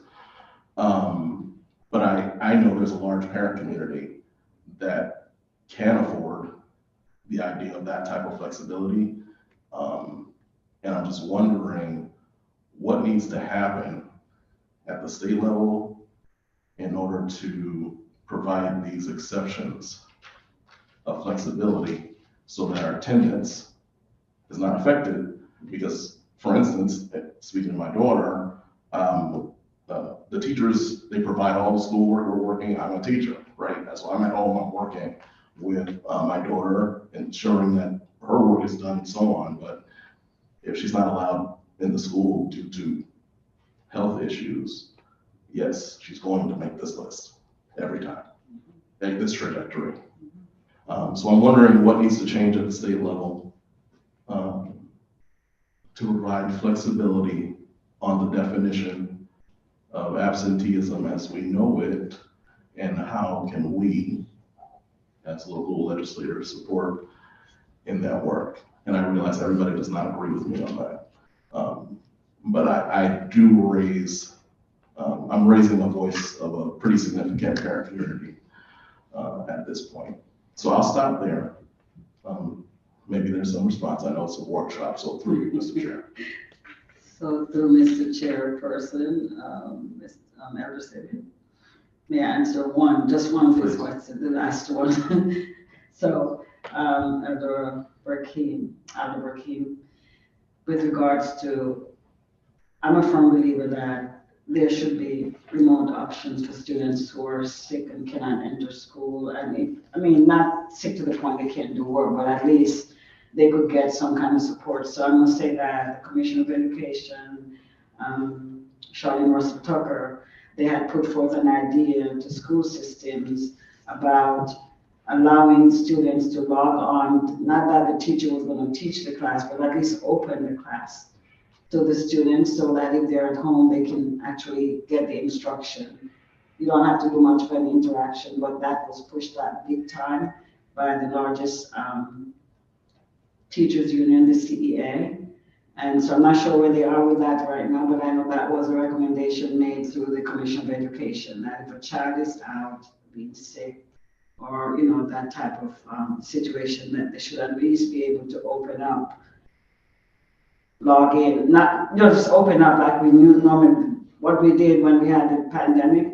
Just, you're not teaching, you're not interact, just let them see what's happening in the classroom. So if there's an instructional piece that's going on, they can listen to the instruction and be able to catch up with their work later on. So it's something I'm going to probe. Where are we with that? What was the final decision on that she had asked for? But there was a great pushback on that because the teachers believed they were doing dual work.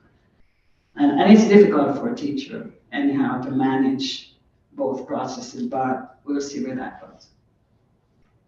So that's the part I could answer. Thank you, Dr. Tracy. If you could get here. Do you have another question? Yes, the last question. I would have loved to have seen where other districts fall into all of this in the context that you alluded to it. But if there's some way that we can get the data in terms of the national context, state, and our other urban school districts in the state of Connecticut, that'd be greatly appreciated. Through you, Mr. Chairman. Thank you, Alberti. We'll request that. So we can check, but I'm not sure we can get into their data systems to know what they have. This is our data system that gives us, it's not live in their data system for us to see, but we can get the national trend, which Gemma can share with you, because I shared some information with her recently, national trend that is going on. But I do know that's great impact at in the urban centers. You talk to urban superintendents, they're very much challenged with chronic absenteeism like we are. So that just in terms of anecdotal information that I do know. Because I belong to the group of urban superintendents the squad has. Thank you. Are there any other questions for Alder Ponte? Thank you for that presentation. That was very good. Obviously, the school percentages are different.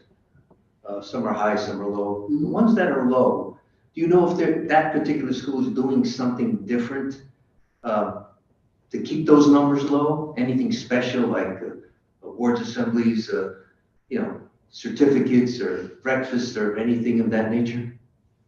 That's through the chair. That's an interesting question because schools that we thought would not have had chronic absenteeism issues, that never had that issue before, right, General? Yes. Those schools have high chronic absenteeism issue. And that's why I firmly believe that is due to illnesses. I strongly believe that. Even the mayor last time said his child is in there somewhere in the at-risk or chronic list because of illnesses. And so I believe that to be true. Thank you, Alfonso. Any other questions? just to respect the time and just not expecting the answer right now, but I would like to request the information you've been doing for the bullying. What you guys, the work that you've been doing for the bullying students, what kind of help you offer to them? What kind of actions are you taking to avoid the bullying? And that is gonna be information I can request. Number two is just I would like to share with you, my son, like I say, get creative, trying to get the kids together in the school. I wanna share very quickly, my son was graduated from Vision College in London. And when we giving the parents walk, I remember the question, why does kids go to school with the phone? And they told me that's because they had an app or something in the phone that they keep themselves. They tag each other while you're not in this class. Where are you? Where you coming? So themselves encourage themselves to be in there. I don't know what is the app. I can ask my son, or you can go back to the school. But they realize, and this is really work. This is not. It really works because when they tagging each other, where are you? Somehow they bring themselves to the class to don't miss the class. So that being said, it's I agree. You guys doing a lot. It's overwhelming. But my question is, what is the parent's responsibility? What is we can make the parents of how they can make themselves, like I used to say, for grade 2, first grade, second grade, third grade, how much you can do for those kids to bring to school? Where is the parent responsibility? How is I don't know, I'm trying to be careful in that because, like you said, so many issues, homeless and violence, so many ways, but I understand that. But the part of that, how we can make the parents and families be accountable to send those kids to school. It's not easy. It's not easy, I understand that, but I just want to say that to share the responsibility is not only in the school system, it's the families and the society and who we are. So thank you. Thank you, Lavera. Any other questions? Alder Miller. I just have one more in the interest of time. In the presentation you mentioned, this is a follow-up, in terms of, we heard about the village and all the partners and how much we rely on external entities of various kinds. You mentioned the community partnership program, or it was in the slides, and also the cabinet.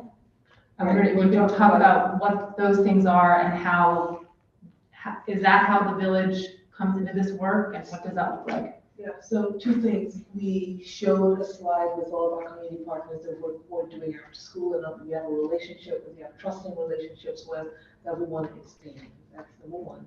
And number two, we're working with Clifford Bears to expand Youth Connect so that they can help us, those partners can help us in taking on some of those students and helping us understand how to respond to complex needs.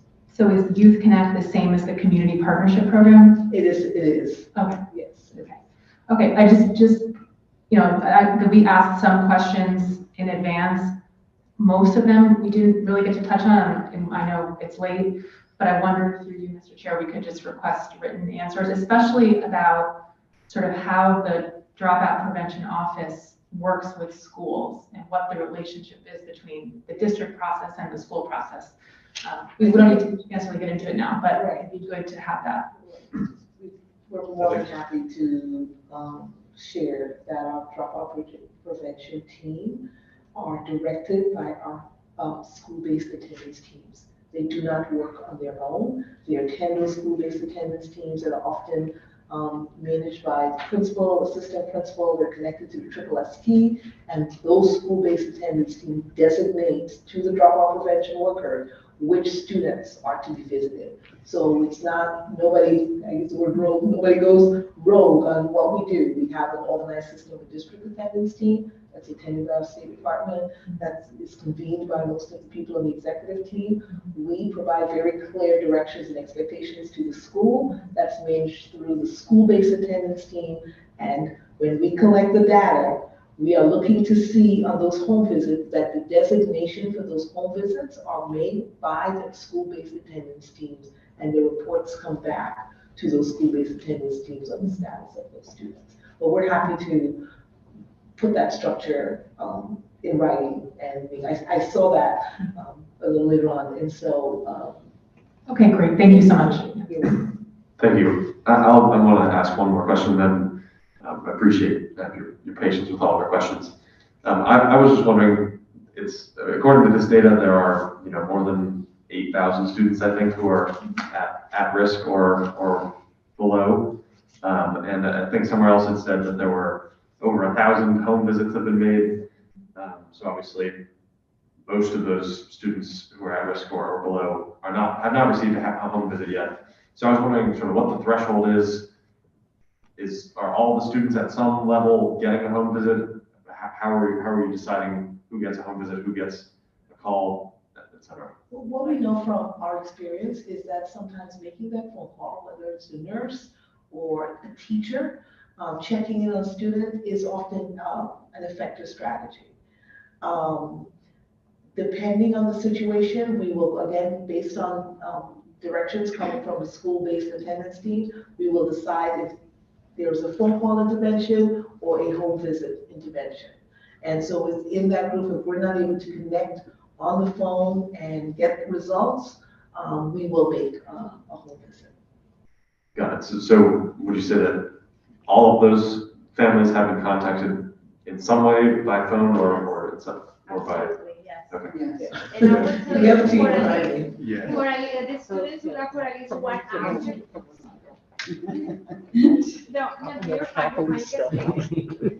The students who got for at least 1 hour, they have received for at least a robocall. And the students who miss 1 day, automatically, they receive the robocall, automatically phone call.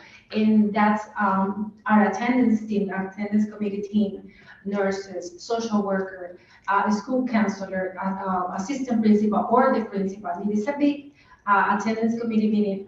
We are working and checking why this student didn't come to school that day or late, or or checking if they're walking on the hallway. I mean, they have received, and I'm pretty sure the majority of the absence, and I don't want to say nothing incorrect, but those are absences excused because our illness or family emergency or a problem that we have identified in the past. Thank you. No, you're back. Appreciate that explanation. All right, I think we'll say thank you very much for your presentation. We have some additional questions we'll send and look forward to continuing the conversation about this very important issue. Thank you very much. We still have another presentation from the Youth and Recreation Department. If they could come forward. Thank you everyone for your patience. I don't know this hours, but I think I learned something. Maybe.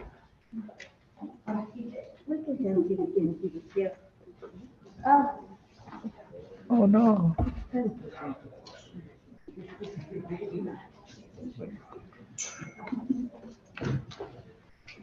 I don't know how to set it up. Would that be sufficient? Good evening to everyone. Gwendolyn Williams, 19 Artisan Street, New Haven, Connecticut, Youth and Recreation Director. So I received the call, Mayor. Oh, I'm sorry.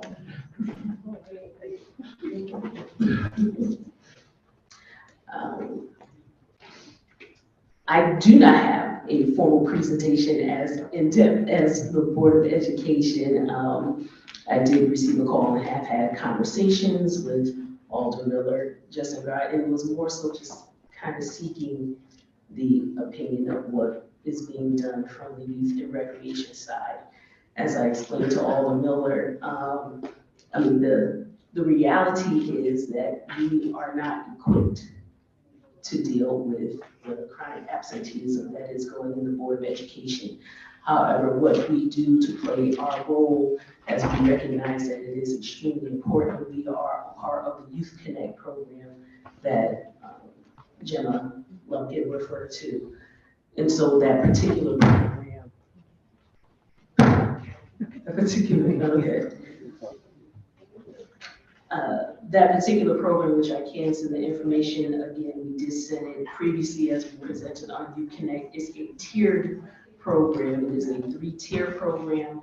And in this particular program, the first tier are, as was presented from the Board of Education, is when if there is some form of absenteeism, it is referred to the school staff persons that are present. The second tier, which Ms. Lumpkin refers to the outside sources that are coming in.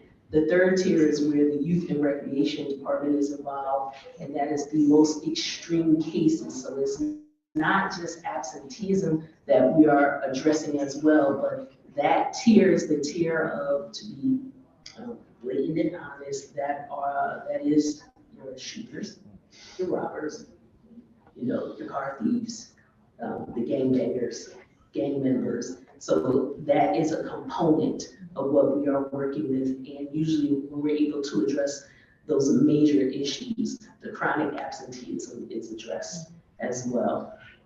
There is a new referendum or law that came out from the state. Alderman Miller and I were speaking to it, where it is now required. They're saying that if there is, and I'm not sure if you're familiar with this, if there is truant behavior that is supposed to be referred to the Youth Service Bureau. And the Youth Service Bureau is to put in measures in order to address the chronic absenteeism. The Youth Service Bureau, which falls under Youth and Recreation, is a department of 1. So there is no way at any point in time we will be able to have, that will be a ratio of 1 to 8,000, which we know is not something that will be effective. However, working with the Department of Children and Family that does our funding and has had us adhere to this rule, also understands, one, that every city in the state of Connecticut does not have a Youth Service Bureau. And New Haven is unique because you have a specific department under the Board of Education which deals specifically with truancy. That is why we work with truancy in that portion of Youth Connect. We are working right now to try and come up with some innovative programming to work along that is dispensed from the Youth and Recreation Department that may help to address some of the needs that may be an undercurrent to what's causing the chronic absenteeism. We have found in the past, so we're working with Youth Connect, it has been small items that were very simple. Not having school clothes, not being able to see the board. And so we have been doing more in providing basic needs, addressing the basic needs, which has been able to decrease some of that absenteeism. Is it the complete answer? No, but we are a resource for the Board of Education. So if it is something that is so extreme, they are not able to deal with, then they refer to that third tier of Youth Connect, and that's how we're able to come in, do a whole assessment, look at the echo map of the student, who are they connected to, who are the family members, what are the strengths. And so if we find out that there's a tumultuous or toxic relationship with the mother, and really the strength is the grandmother, that's who we work with in order to try and get the student, address their basic needs, whatever the issue, and get them to come back to school. So I wish that I was able to come to you all with this wonderful, glorious presentation with the answer and the key to everything. But the honest answer is that the department is not equipped to deal with that massive amount. So we are just working in conjunction with the New Haven Board of Education. Thank you. We appreciate honesty on that challenge that we're facing. Any questions from members of the committee? Alderman I thought it was going to be Alder Smith. I really did, so I apologize. You have any more questions? This is pretty straightforward. I'm just curious. One thing that you kind of alluded to it about additional needs that would cause absenteeism. I just sometimes just do maybe an unofficial survey of students on occasion about food within the schools. And I have found that they often still don't eat. And I'm not getting cooperation, the whole thing. So I'm wondering, has the youth department ever thought about applying for, I forget the acronym right now, it's a little late, but federal funding concerning food. I know a lot of nonprofit organizations apply for this tranche of funding, particularly snacks even. Have you all thought about that? Thank you for your question, and to be transparent, we had not thought about actually applying to do food. We have been working with, under the CSA department, we have our food policy in department, which has been working in regards to food insecurity. But we're open. We're game to try something that will benefit our young people. We are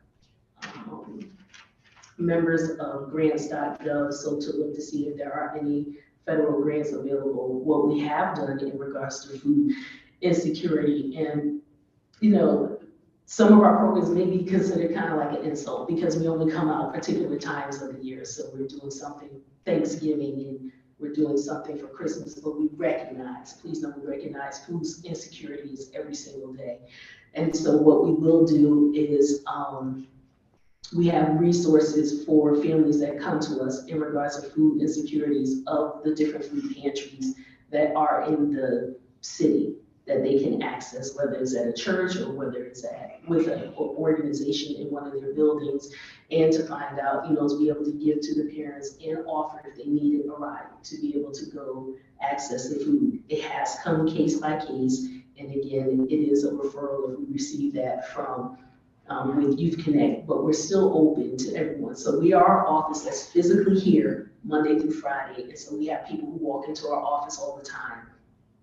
This is information we will give to them, and we also have been able to find out through like the Connecticut Food Pantry that many organizations that have food banks are actually required to do it twice a month versus some who are only doing it once. And so we're also trying to make sure that we keep these organizations, true to what they have signed up for with the food bank. But that's what we have been doing, is making the referrals and resources and connecting the person to those resources. Thank you. Any other questions for members of the committee? Alderman. Thank you for staying so late. No problem. And I apologize for being late. I was at my other office. I wondered if you could just give us your assessment as somebody who's working with a lot of young people in different ways. Do you feel like we have a system in place in the city that is really set up to address the problem that we have? And if not, sort of what are the sort of the top few things that you think we need to be working on to get a handle on? And this is just the opinion of Gwen, and based on being a LMSW, as I'm looking at the situation of chronic absenteeism, I think our biggest problem is that we're lumping everyone in the same pool. We are not getting a true and realistic picture of those who are chronically absent or for students who may have a medical illness. I think that will make a major difference in the statistics and the data that you're getting. You have young people, this is our reality. If you have COVID, you have to stay home for 5 days. If I get COVID twice and that's what's happening, I'm hit 10 days. So now I have already been pushed to the next category. We're fudging all of these numbers together, and I am not pleased. I am not saying that this is not an epidemic of what is going on with absenteeism. It is. But I think where we are failing is that we are not getting a true and accurate picture of students who are just blowing off school versus other reasons of why they are not in school. There needs to be a better way, and I'm sure it has to change at the legislative. The Board of Education is just being held. If you're absent, you're absent. It doesn't matter why you're absent, and that is a great disadvantage to our young people. So how do we change that? Is that something that we have the flexibility to change as we are, as a district, or do we have to engage the legislative, the state legislative, to really look and address? And I know it's not just impacting us. I'm sure Hartford is probably way worse than what we're dealing with, but we're not getting our true numbers. I hope that answers your question. Yeah, and I guess just as a follow-up, so for whatever that number is of kids that are blowing off school, do you feel like citywide, between the city Yes. staff and Board of Ed, do we have a citywide structure in place that is equipped and ready to tackle this problem effectively? I believe we do. I believe that the best resolution to this was the door visits, going to the homes, which I refer to, we call it a custom. And the custom is you're going to the door and you're finding out what the specific problem is for this one student to address. Yes, I believe we have the ability to do it. I think that we also have to allow those staff who are doing it to give them enough time frame to be able to do the job. It is sometimes that the requirements that are placed on us are unrealistic in regards to a time frame. I want you to reach out to the student and you have to do it within 48 hours. These parents will blow us off for 72 hours or a whole week. And so now we've missed the mark or the deadline that has been set by administration because we're trying to connect with parents. And so all of that falls into play. So yes, we have the staff. Let's come up with a realistic timeline of reporting for this. And I heard Alder Herrera, another issue that we have is the accountability of the parents. We don't have a way to hold a parent accountable, unfortunately, and that works against us as well. I will cite an example. We did a custom. We had a young person who had missed several days. He was a high school student, missed several days. The parent blocked us. So when we did our custom, we had probation with us. We had a police officer with us. We had Clifford Beers, I believe someone from Clifford Beers was there as well, to come in and to find out what is going on, how can we support, because this particular student was missing school because of the fact of their gang-related activities. They were a danger, not just to themselves, but if they came into the school. But mom was protecting him. We couldn't access him, but we kept for about 3 weeks until we were finally able to catch him. And that was outside of mom. But we still didn't have to go back to mom because the child was a minor to get mom to sign off to say that we're willing to give you these services. I don't want those services. So then what do we do? If they're a minor and mom refuses, so public school, they can have all the wonderful programming that they want, but if it has to be consent and the parent refuses to consent, you're still a statistic. There's nothing we can do about that. So these are some of the barriers that we're facing. So do we have the ability? Yes, but there are many barriers that can stop us from being successful.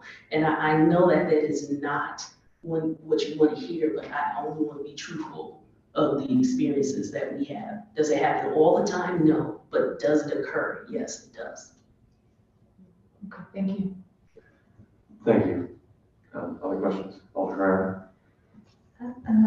Thank you. Lisa Larry here.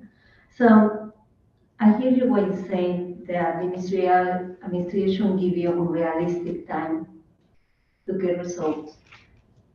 This member of this administration, they actually train to get this kind of information, or they are aware what you guys pass through, because if someone is giving orders, they don't actually understand what is everything involved.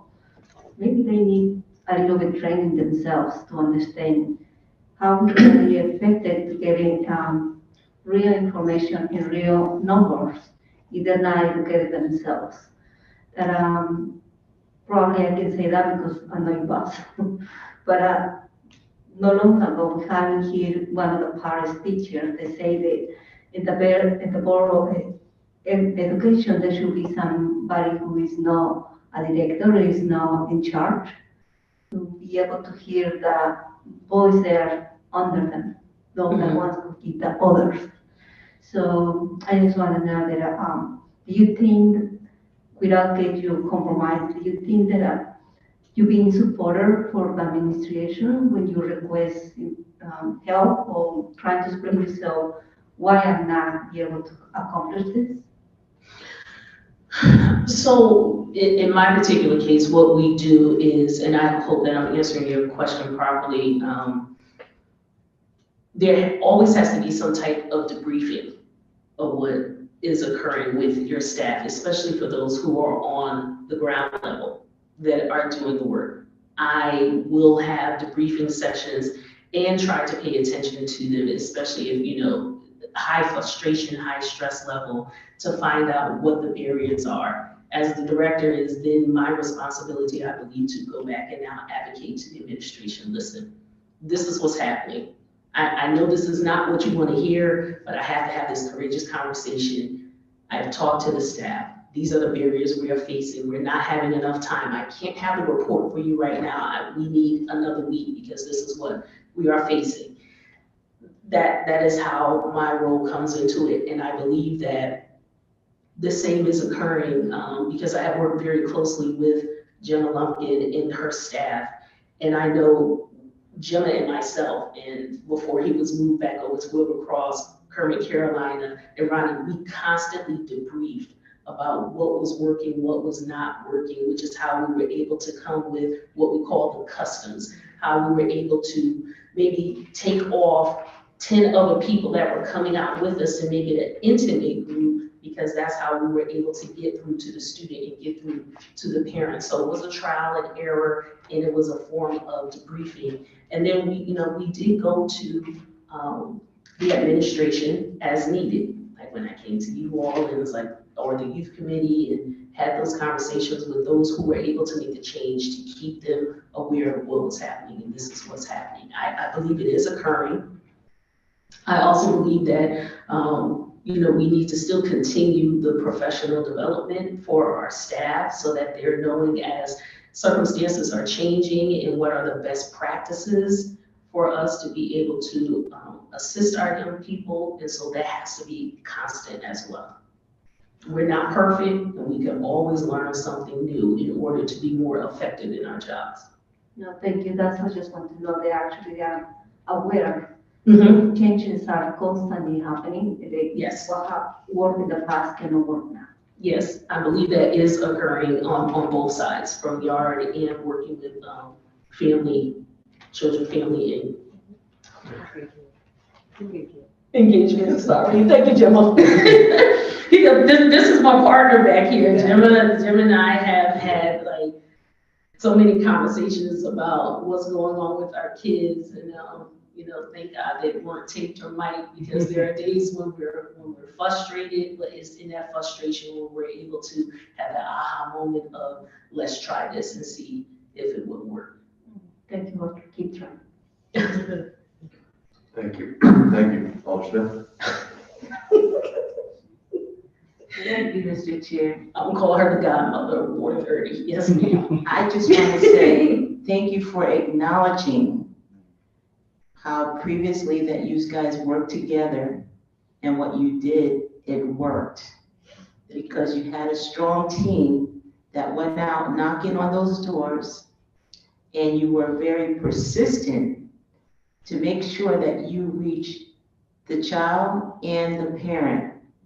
And I just would like to see that team that you guys had to be re-innovated again, because you had a lot of excitement with it, to reach out to make sure that these children had an opportunity to have a fair share to get a gainful education.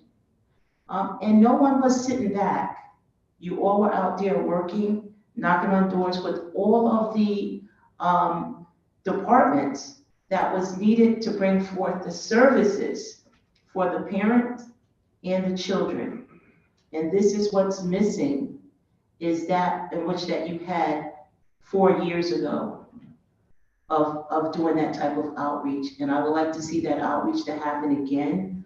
And you got more resources, bring them all together, knock on those doors. You didn't care if the snow was on the ground, you were still out there. And I want that to happen again. Thank you, Mr. Chair. Yes, ma'am. Thank you, Alder Smith. Alder Berkey. Thank you, Mr. Chair. Comment and a question. So I think I've heard occurring about the idea of not holding parents accountable. There is a tool in which parents are held accountable. It's called educational neglect. And I think, getting back to my earlier point about archaic state laws, we need to have a serious conversation about the protection of children and their rights around this absenteeism conversation in a more nuanced way. You've presented a lot of the nuanced situations that come up, and the law is not recognizing that. So that's my statement. And my question, what is your department's engagement with parents in terms of this conversation? I know there's Youth Connect, but you're clearly having to engage with parents at some level. Is there some, like a parent corps? Have you all thought about the development of a parent corps and volunteer corps based on the parent engagement you have now with youth services? Actually, no, I haven't.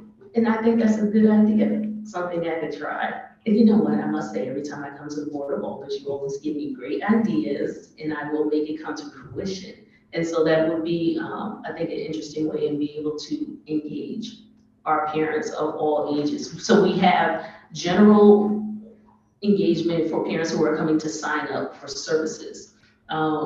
Because those parents are very active, it's usually pleasant interactions. The only time when we're dealing with a parent who may have an issue with absenteeism or something with their child, it was a specific referral. And then again, depending on the age, if it was the child was age 17 and under, it would have to be parental consent. The parent is involved in the goal planning process for the young person. 18 and older, the child could actually sign up themselves because they're considered an adult. So it was a possibility. There was no parental engagement. But I will look into and try and brainstorm with my staff and with Jenna, give her some more work to do for us to be able to come up with a way for maybe a parental group. And I would be reaching out to you to just kind of concise or, kind of tease out exactly your idea and what you're looking for and see how we can make it work. Thank you. Alder Smith. Just to piggyback off of Alder Berkey, I would love for you to get involved with the parent engagement team that they have with the Board of Education. So we're not reinventing the wheel because they already have a parent team, and work with them. It all just becomes much stronger. Absolutely. Thank you for that information. Thank you, Alder Smith. Any other questions from members of the committee? I have one question. Yes, all the same. We'll move to public testimony. You mentioned there was a change in policy from DCF recently. I was wondering if you could just sort of explain what the situation was before and versus what the situation is now. So in regards to the truancy that I was referring to, the truancy was always left to be dealt with from the Board of Education. The Youth Service Bureau, which are bureaus that are found throughout the state of Connecticut. I don't know who had the wonderful idea of put this legislation forth and just felt that if there was truancy or issues with truancy, it should be piped through the Youth Services Bureau, who would then make referrals out to different community organizations to try and address. And so that is the current policy. I do have access to it, and I believe Alderman has sent it to me as well, which if you have not seen, I would be more than happy to send to the chair to give to the rest of the board. There's problems with it. There are many youth service bureaus, again, such as, and we're not the only one, who are not equipped. So when you made this policy, you're not looking at, oh, and it's without funding. So, you need to do all of this, but we're not giving you any dollars. So there was no way to add to the staff. There was no possibility to be able to implement this program to address with this new legislation. So there has been pushback on the several meetings that we've had with Department of Children and Families, and they are understanding, and they are recognizing that this is not working. So they have been talking about going back to readdress this legislation. Thank you, Alderman Coleman. Sure, I can just add a little bit to that. So the truancy was removed as something that's under court jurisdiction in the statute. So it used to be the kids would end up in court after they would sort of be referred out of NHPS, dropout prevention, truancy process into court, which was not a good place for them. And so that was removed from statute, and then the recommendation was made that the Youth Service Bureau set up an alternative referral system of some kind. But it's an unfunded mandate, and so it was never really done here in any way. Right. So yeah. Again, I'm not sure, I'm sure Gemma or the board can speak to it. I am not sure what our sister cities have, if they have truancy departments as, we're New Haven, and that's what we do. We go above and beyond. And so it is, and we understand. We are trying to break that high school to prison pipeline. And so we understand and respect the fact that they are taking it out of the judicial system, but where they dropped it, it's not working. Unfortunately. Thank you. I think that's important for us to note and conversations that we maybe need to have with our state partners. If there are no other questions from members of the committee, Alderman. You said your staff, how many are in your staff, including you? Full-time, part-time? How many of you? You are the first person, Alder Herrera, that has ever asked. If I was fully staffed, the Youth and Recreation Department has a whopping total of 15 people, including myself. Full-time? Full-time. And I'm down 3 people. Oh. Wow. Yes. Thank you for keep trying. I thank you for your empathy. I felt it in your look just now. Thank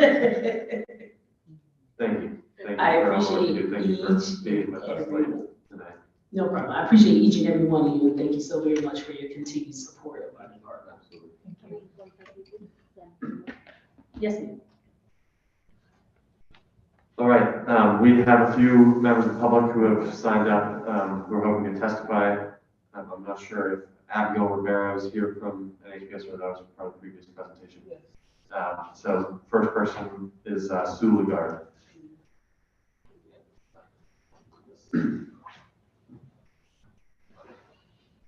If you could give your name and address for the record, please.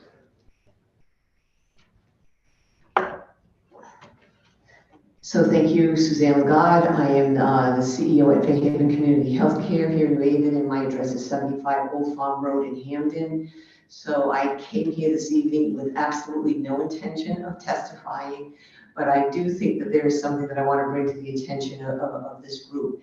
And as I listened to the presentation from the school, the one thing that I felt that we need to emphasize a little bit more are school-based health centers. So, clearly there's a big problem, and school-based health centers are not the total solution, but I do think they can be more of a solution than we're taking advantage of right now. So for those who don't know, school-based health center, which my understanding, so Fairhaven, my health center runs 5 of them here in New Haven, but I believe there are close to 20. Certainly not all the schools have a school-based health center. But at each school-based health center, there is usually a nurse practitioner who can prescribe medications. There is a licensed behavioral health provider, and then there's a medical assistant / office manager to help keep things together.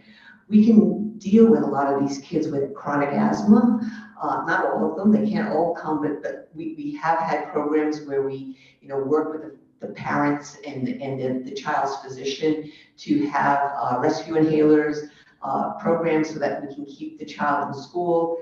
Behavioral health, we all know that that's a huge problem, but we have the resources, a lot of resources there and then beyond at other facilities to do more intensive treatment, such as something called intensive outpatient programs. Substance use. We're working on a substance use program which touches on issues such as vaping, tobacco, marijuana, alcohol, and even, unfortunately, opiates. And it can work. We can do that actually remotely, and we have these programs where we, particularly for behavioral health, substance use, we offer more telehealth so that there's no stigma for the child to come to see the behavioral health worker. You'd be amazed, dental, kids who are in pain, you know, they may not be coming to school or be attentive because they have just terrible dentition. We can come into the schools, and we do go into schools with portable equipment, and then if more advanced services are needed, we can take care of them at our Grand Avenue site. Food insecurity, it's tragic, it's huge. We certainly work to with all the resources we have on that. And then we all talk about social determinants of health, housing, transportation, language barriers. All of our school-based health centers have a little cadre of care. You heard the schools talk about care coordinators. We have more care coordinators back at our, our facilities that support the school-based clinicians. So there's that additional layer of, people looking at, trying to look at services.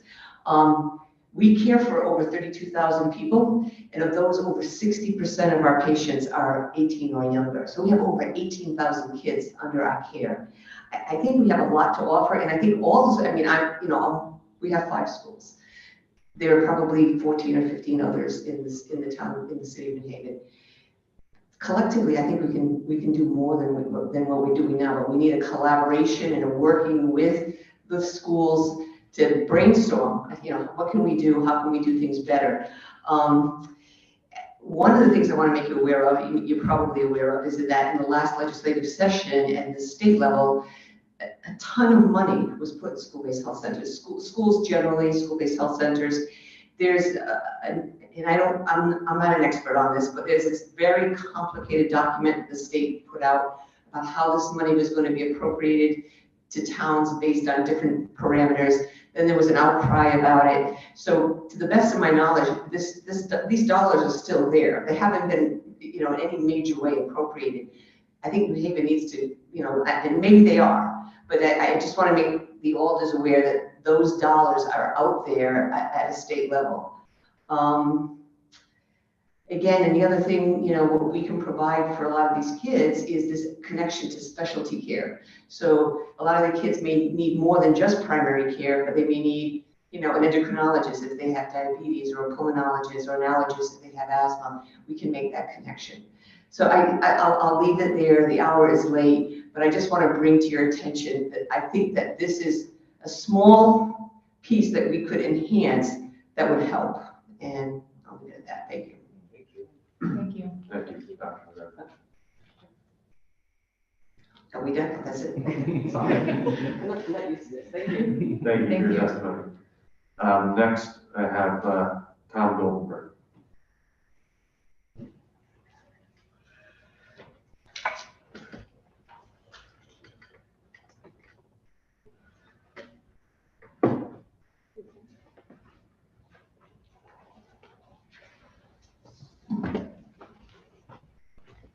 I'm Goldenberg, 324 Nickel Street. So first of all, there's been a lot said. I know it is late, so I'll try my very best to not be redundant on anything that was said so far and try to keep it short. So it was mentioned that we had the highest chronic absenteeism in the state last year, such that, there was recent meetings with the Department of Education. It's been said that it's still at crisis level. And the response from the New Haven Public School District, and including today, has not really provided clear answers in exactly what is causing it.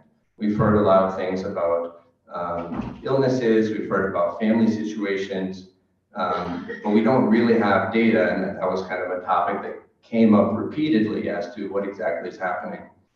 So what we do know about the national trends on chronic absenteeism is that there are several types of causes. As was mentioned, some are family related, some are community related, student related, but also several are school related. And what I can say from my own experience, I've worked with several school districts on implementing public facing um, amounts of data and dashboards for parents to see at a school level. What are some of those school level factors? So for example, bullying. If you look at and by the way, I submitted my testimony. It's a publicly available Google document. I shared it with some of the committee members so anyone can see it. But there you'll find that districts like New York City Department of Education has a publicly facing dashboard where they provide a student survey, they do a family survey, and they do teacher surveys. And they're able to say for each school at that level, what percentage of the kids feel safe coming to school? What percentage of the students feel engaged in the classroom? And of course, there are family factors and economic factors of all kinds, but I would love to see more discussion on what we can control and not on what we can't control. There's some other suggestions in the testimony they provided. I'll leave with this. A few years ago, I had a discussion with the Chief Accountability Officer of the New York City Jim Liebman, and I said I had done some research that showed that 25% of school outcomes are economic related. So household income, level of inequality in a particular country. And I said, what can we do about this? And his response was, I care about the 75% that we can influence. And I think what I would call on the district, one is we should have public facing data on student survey, family survey. This can all be anonymized. There's no privacy concern on that. And we should focus the conversation for these meetings on what we can actually address. That is the responsibility of the school district. That's all. Thank you. And as he's walking out the door, I want to recognize Dave Cruz Bustamante from the Board of Education for being here. Apologies for not recognizing you earlier. Thank you for joining us. The last person on my list is Maria Harris.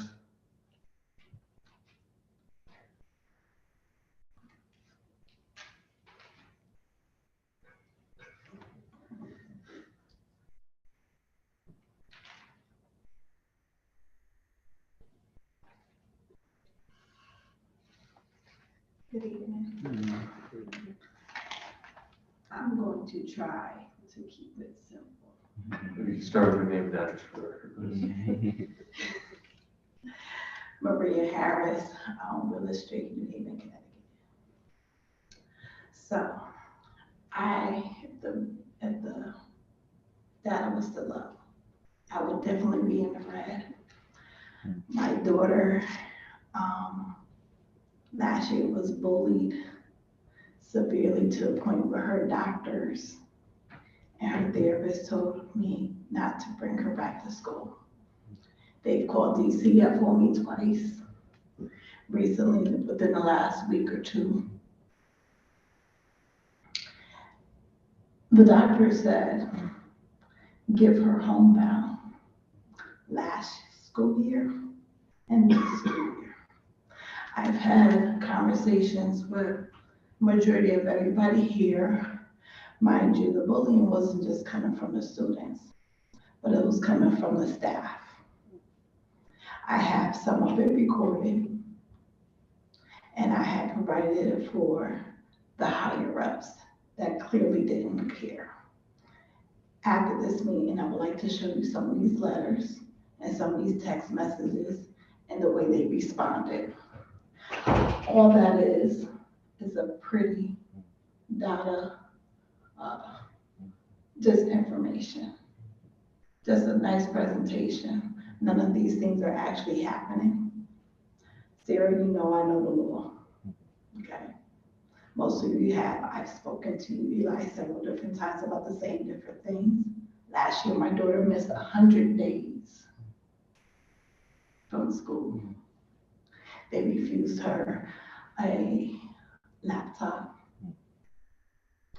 in front of the nurse. They took her paperwork back.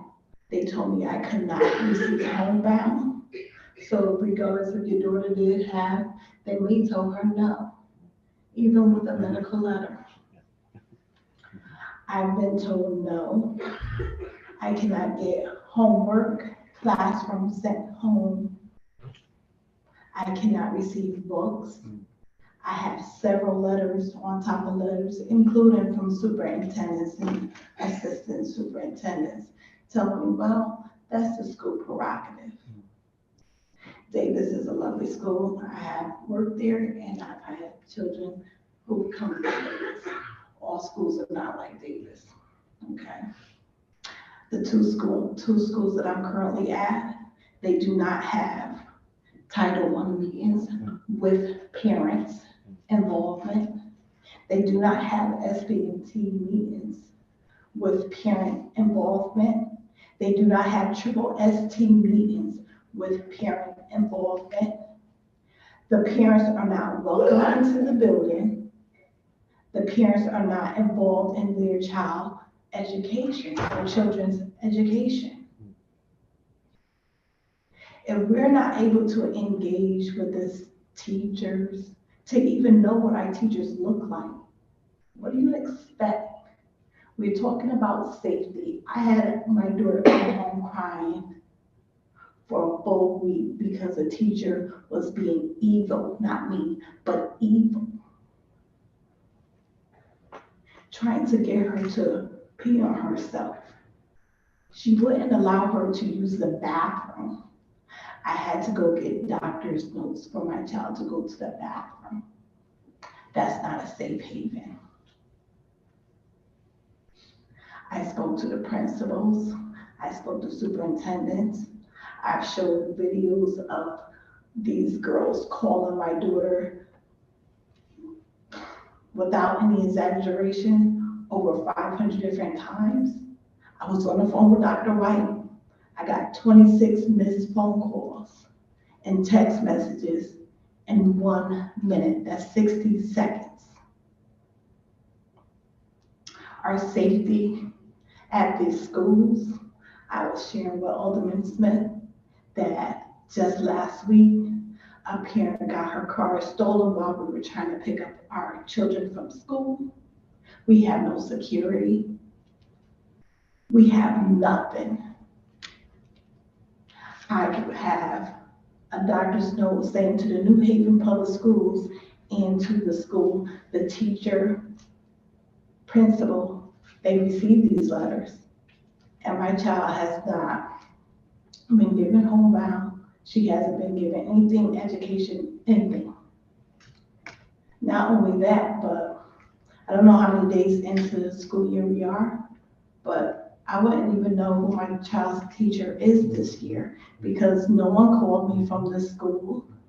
A teacher should not have to get paid extra to say, hey, we got 26 students on this list, and this person has never been to school. They don't reach out to the parents. They don't reach out to the families. That's a bunch of hogwash. It's not even real. As many times as each and every one of you have seen me, despite you three, but the board members, the mayor, the superintendents, the principals at these schools, they don't care. And until I see something extra happening, I can put, unfortunately, you guys in the same boat. Because you need to be accountable for the things that I'm telling you that's still not happening. Who cares how many police reports I have? How many times I share with you how many police reports about the same incident has been going on? Speaking is nothing. Actions is what we need. Who cares? You have all these things. They said earlier, I'm not sure if it was Gemma or if they was talking about food insecurities. I have a child that has food sensitivities. Thank God it's not like we're in allergies, but there's hardly anything for them to eat. We get food that is expired, food that is molded, food that is frozen. It's already 39 degrees outside. How cold are we gonna get? We have them pouring it in. There's no good milk in their cereals. And then we wonder why our kids are not coming to school on time or at all. There's so many different factors. There's so many different factors. I know you know that I could go on, but the bullying, I spoke to everybody out here. I asked for them to do a restorative circle. I spoke to Gemma office. I spoke to Cameo. I spoke to everybody in that office. The teacher and principals refused to have a restorative circle with me and my daughter. They refused. Why would I send my child back to New Haven Public Schools where she is not safe?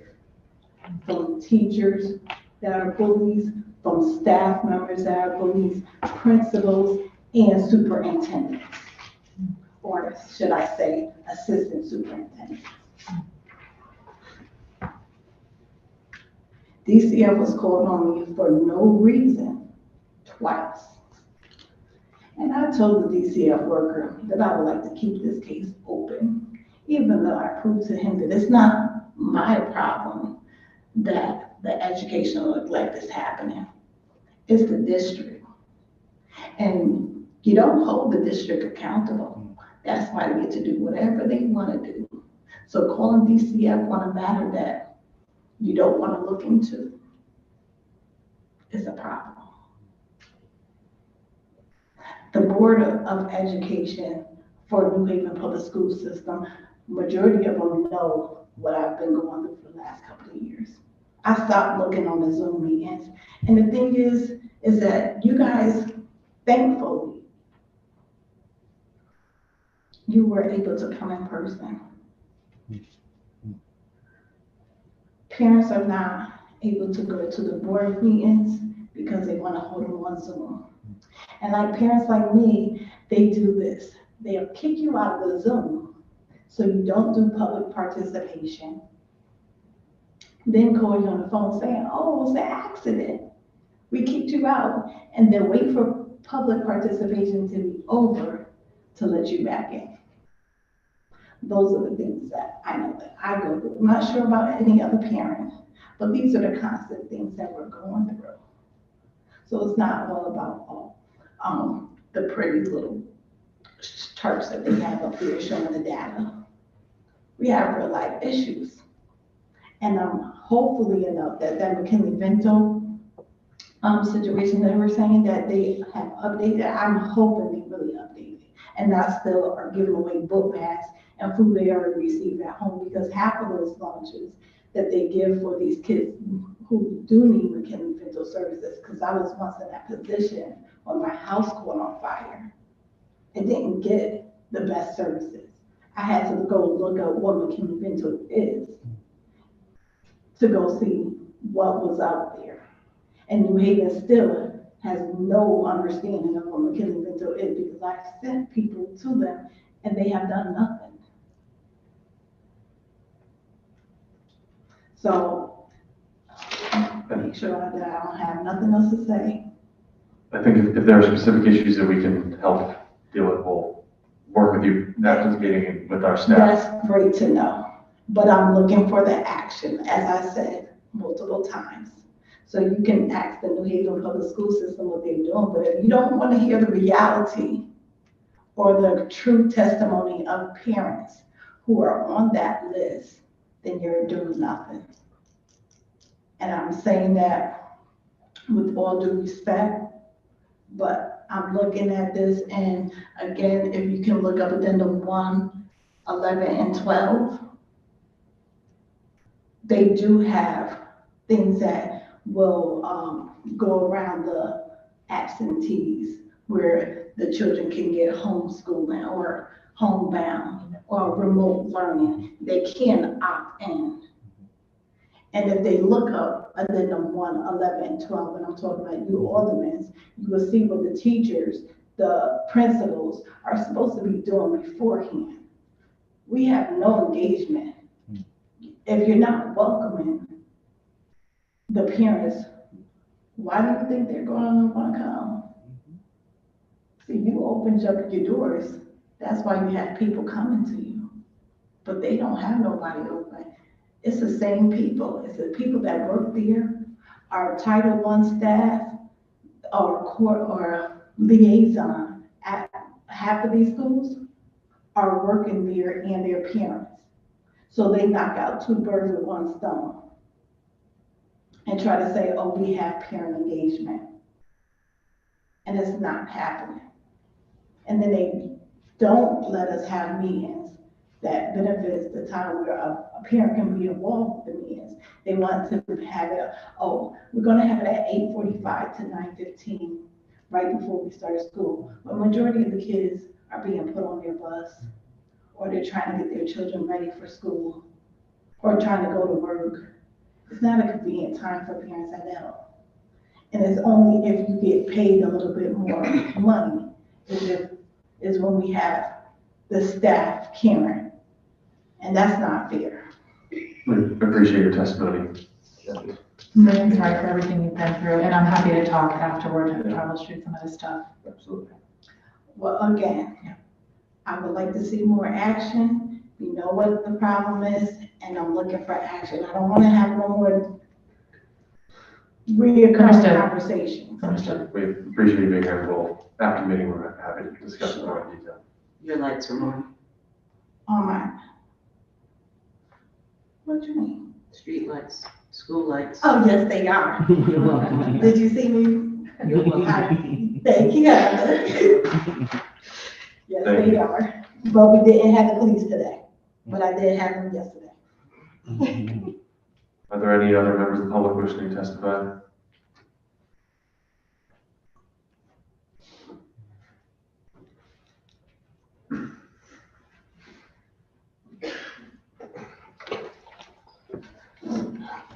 Thank you, Darnell Golson, 66 West Hills Road, New Haven, Connecticut, the Great Ward 30. Thank you very much for allowing me to testify. I actually didn't intend to testify tonight, but after seeing the presentation, I thought that I could try to help a little by filling in some blanks. I think one of the things that is important is that you cannot solve a problem if you don't know what the problem is, right? I mean, we know absenteeism is a problem. We don't have the facts about why it's a problem, who's absent, why they're absent. I think Walter Brackeen, sorry about that, asked a very important question, and that was, could you break down of grades in schools? We have that information. They actually presented it to us a couple of weeks ago at our meeting, even though they didn't give us any content, they just gave us the paperwork. I was a little surprised that it wasn't in the presentation, but not too much surprised, because getting information that could be helpful to solving problems doesn't happen at the Board of Education, because we're afraid it's going to make the Board of Education and NHPS look bad. So we just don't provide the information. The fact is, the information was devastating. Over 61% of the schools had chronic absenteeism rates for the first marking period of over 33%. Over 33%. A school in our ward, in Alder Smith's ward, had an absenteeism rate for the first marking period of 79.8%. I mean, absolutely incredible. I mean, as you know, the commissioner and the state legislators are well, not coming down, but they're hosting a meeting in a week or so to address some of these issues. And one of the reasons why they actually had a meeting with some of the board members in the administration a couple of weeks ago was that the numbers were even worse when they first provided them to them, because they weren't keeping track. They provided the state Board of Education with numbers that showed Davis Street School with 98% absenteeism rate. We know that's not right. And most of the schools had similar type rates. And the reason why they had that information, because that's the information that was provided to them by our board. They weren't keeping track. To come here now and say that we know what's going on, clearly a month and a half ago, they weren't keeping track of the numbers, so what work were they doing to actually get those kids back to school? And that is my concern. I don't want to put the blame on anybody. There's enough blame to go around. I mean, a majority of the elementary schools have chronic absentee rates. As a matter of fact, I think the kindergarten was just as bad as a high school freshman were. So there's enough blame to go around. There's parents involved here. There's a whole lot of reasons. But the fact is, it's not about blame. It's about trying to figure out what the problem is and then resolving it. Sure, I'm sure a lot of the kids are absent because of illness. My son has sickle cell, and he was out a lot when he was in high school. So I understand that. But again, you can't address the problem if you don't know what the problem is. And that's my concern. I have to thank you guys because by holding these kind of hearings here, it forces the administration to actually address those issues. And I gotta tell you a perfect example.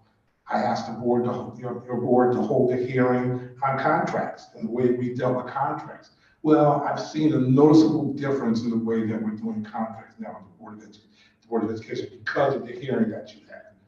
And I think that the same is going to happen with this absenteeism issue. I think there's going to be more, now that there's more eyes on it, there's going to be more people addressing it. And it's not just absenteeism. I mean, the suspension rates were super high. And that's probably one of the reasons why we have a high absenteeism rate, because some schools have in-school suspension, the majority of them don't. So when these kids get suspended for 2 or 3 days for stuff like talking back to the teacher, they're home for 3 days. They're on a vacation. And that is considered an absence. And I've asked for time and time again information on what schools actually have it in school, which ones don't. I can't get it. You get the information a lot faster than I get it. So please keep asking for it, and I'll get it from you. But again, it's not about blame. It's about addressing the problems ahead of us. No one's saying that the Board of Ed is responsible for all society's ills. But I got to tell you, to get enough money to address some of those ills. And one of the things that this commissioner is going to address at the meeting next Tuesday with you guys and us is the fact that New Haven has underspent a lot of its grants. Something by like 42 million. Grants are not being spent. And some of those grants deal with these kind of issues, absenteeism and so on. So the commissioner just didn't willy-nilly say, I'm going to have a meeting with New Haven and because I want to be in New Haven. I mean, clearly there's issues that are going on that we are avoiding discussing for one reason or another. And again, I'm glad that this board has asked the Board of Education to update you on that information and for additional information. And I look forward to seeing that information and seeing many of you at Tuesday's meeting. Thank you. Thank you. Thank you for being here. Thank you for that information. Thank you. Is there anyone else from the public wishing to testify? A second time, is there anyone else from the public wishing to testify? Please come forward.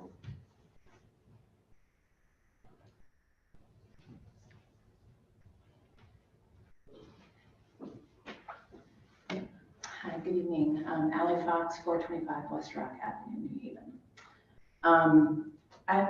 I work at United Way of Greater New Haven, and we had been a partner with the school district on a project addressing chronic absenteeism. And admittedly, was disappointed that that didn't show up in the presentation here. My colleague from ISA Beef was also here with me. And I can say when you, Alder Brakeem, when you talk about innovation, the work that that team did was innovative. They were out doing the home visits, door to door, in the snow, in the rain, on holidays, on weekends, in the mornings, in the evenings, following up and finding all kinds of creative ways to connect with families and young people and ask those questions of what's happening in the household. We know it's big. We know there's a public health crisis. We know there's a pandemic. We know all of those things, but how are you today? What's happening in your household? What do you need? You brought up the topic of food insecurity. Alder Smith knows we've worked together on different projects, and that's huge. And so that team, if that came up as an issue, they would connect them with the food pantries in their neighborhood. So United Way is also part of the Coordinated Food Assistance Network in Greater New Haven. We have a food resource guide that lists all of the pantries across New Haven. They had those available that they would share with families. We would promote early childcare slots, that there are still openings for early childcare slots. We would promote financial literacy, financial planning, the child tax credit, the earned income tax credit, really trying to address so many of the factors and levers that we know families were experiencing. And I can tell you that that team made thousands of visits. Thousands of visits. Folks weren't always home, but they would come back, and they would come back, and they would come back in order to build the relationship, make the connections, and understand what was happening with the families. Now, that team is not school district employees. So the challenge is you can find out this information, and we tracked it in a database. But then what happens to that information? And that's the piece, that's the missing piece, is that coordinated effort to connect when families identify those needs and they say, I've told you again and again, we heard that from a parent tonight. We've said this again and again and nothing's happened, right? And they would hear that. And so it's the larger coordinated system and structure. I heard those questions about what's the structure? And it's a huge problem and it's a huge challenge. But I want to say that there are folks and teams that are so committed to doing this and have been innovative and are honestly some of the most inspiring humans I have ever been around in my time in New Haven. So I just want to share that as maybe a glimmer of what could be possible with further conversations and dialogues. And it requires that community partnership that we heard from both the school folks as well as Gwen at the city and community partners. But it's that is so key in that collaboration to address this issue. So thank you. Thank you for being here. Are there any other members of the public wishing to testify? Are there any other members of the public wishing to testify? I think if there are outstanding issues that you want to address that we could discuss after the meeting. Sure, briefly, come on up.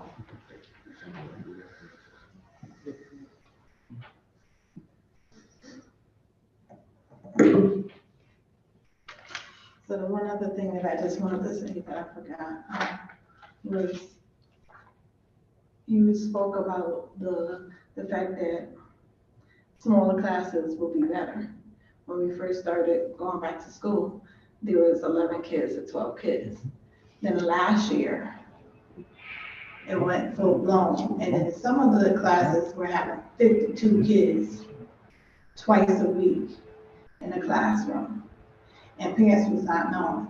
So with all the little kids who had sensitive systems or, compromised systems, it wasn't working out for them. And as well as children being forced to wipe down tables of other students. Those are reasons why, they're going off. But I just want to say, if they are looking into that, not sure if they are, but that would be great. Because we don't know when our kids are, like one of my children, they go to Clarence Rogers or Vernon Rogers, but right now it's freezing outside. I wasn't aware that they were going outside the school in this weather to cross the street for specials. Parents don't even know these things. So what if they come home, or what if they're leaving out not fully clothed or not with their hats and gloves and everything on. They're gonna get sick just going across the street. And then they come home sick and then you're absent again. Thank you. Thank you. Thank you again for being here. Are there any other members of the public wishing to testify? Are there any other members of the public wishing to testify? And, third and final time, are there any other members of the public wishing to testify? Seeing none, do I hear a motion? Make motion to close public testimony. Do I hear a second? Discussion? Any comments from members of the committee? Hearing none, all in favor say aye. Aye. All opposed? Any abstentions? Public portion of the meeting is closed. Do I hear a motion? Make motion that we dismiss.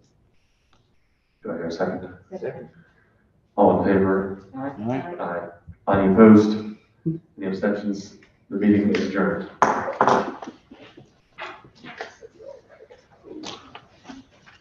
Ally, don't leave.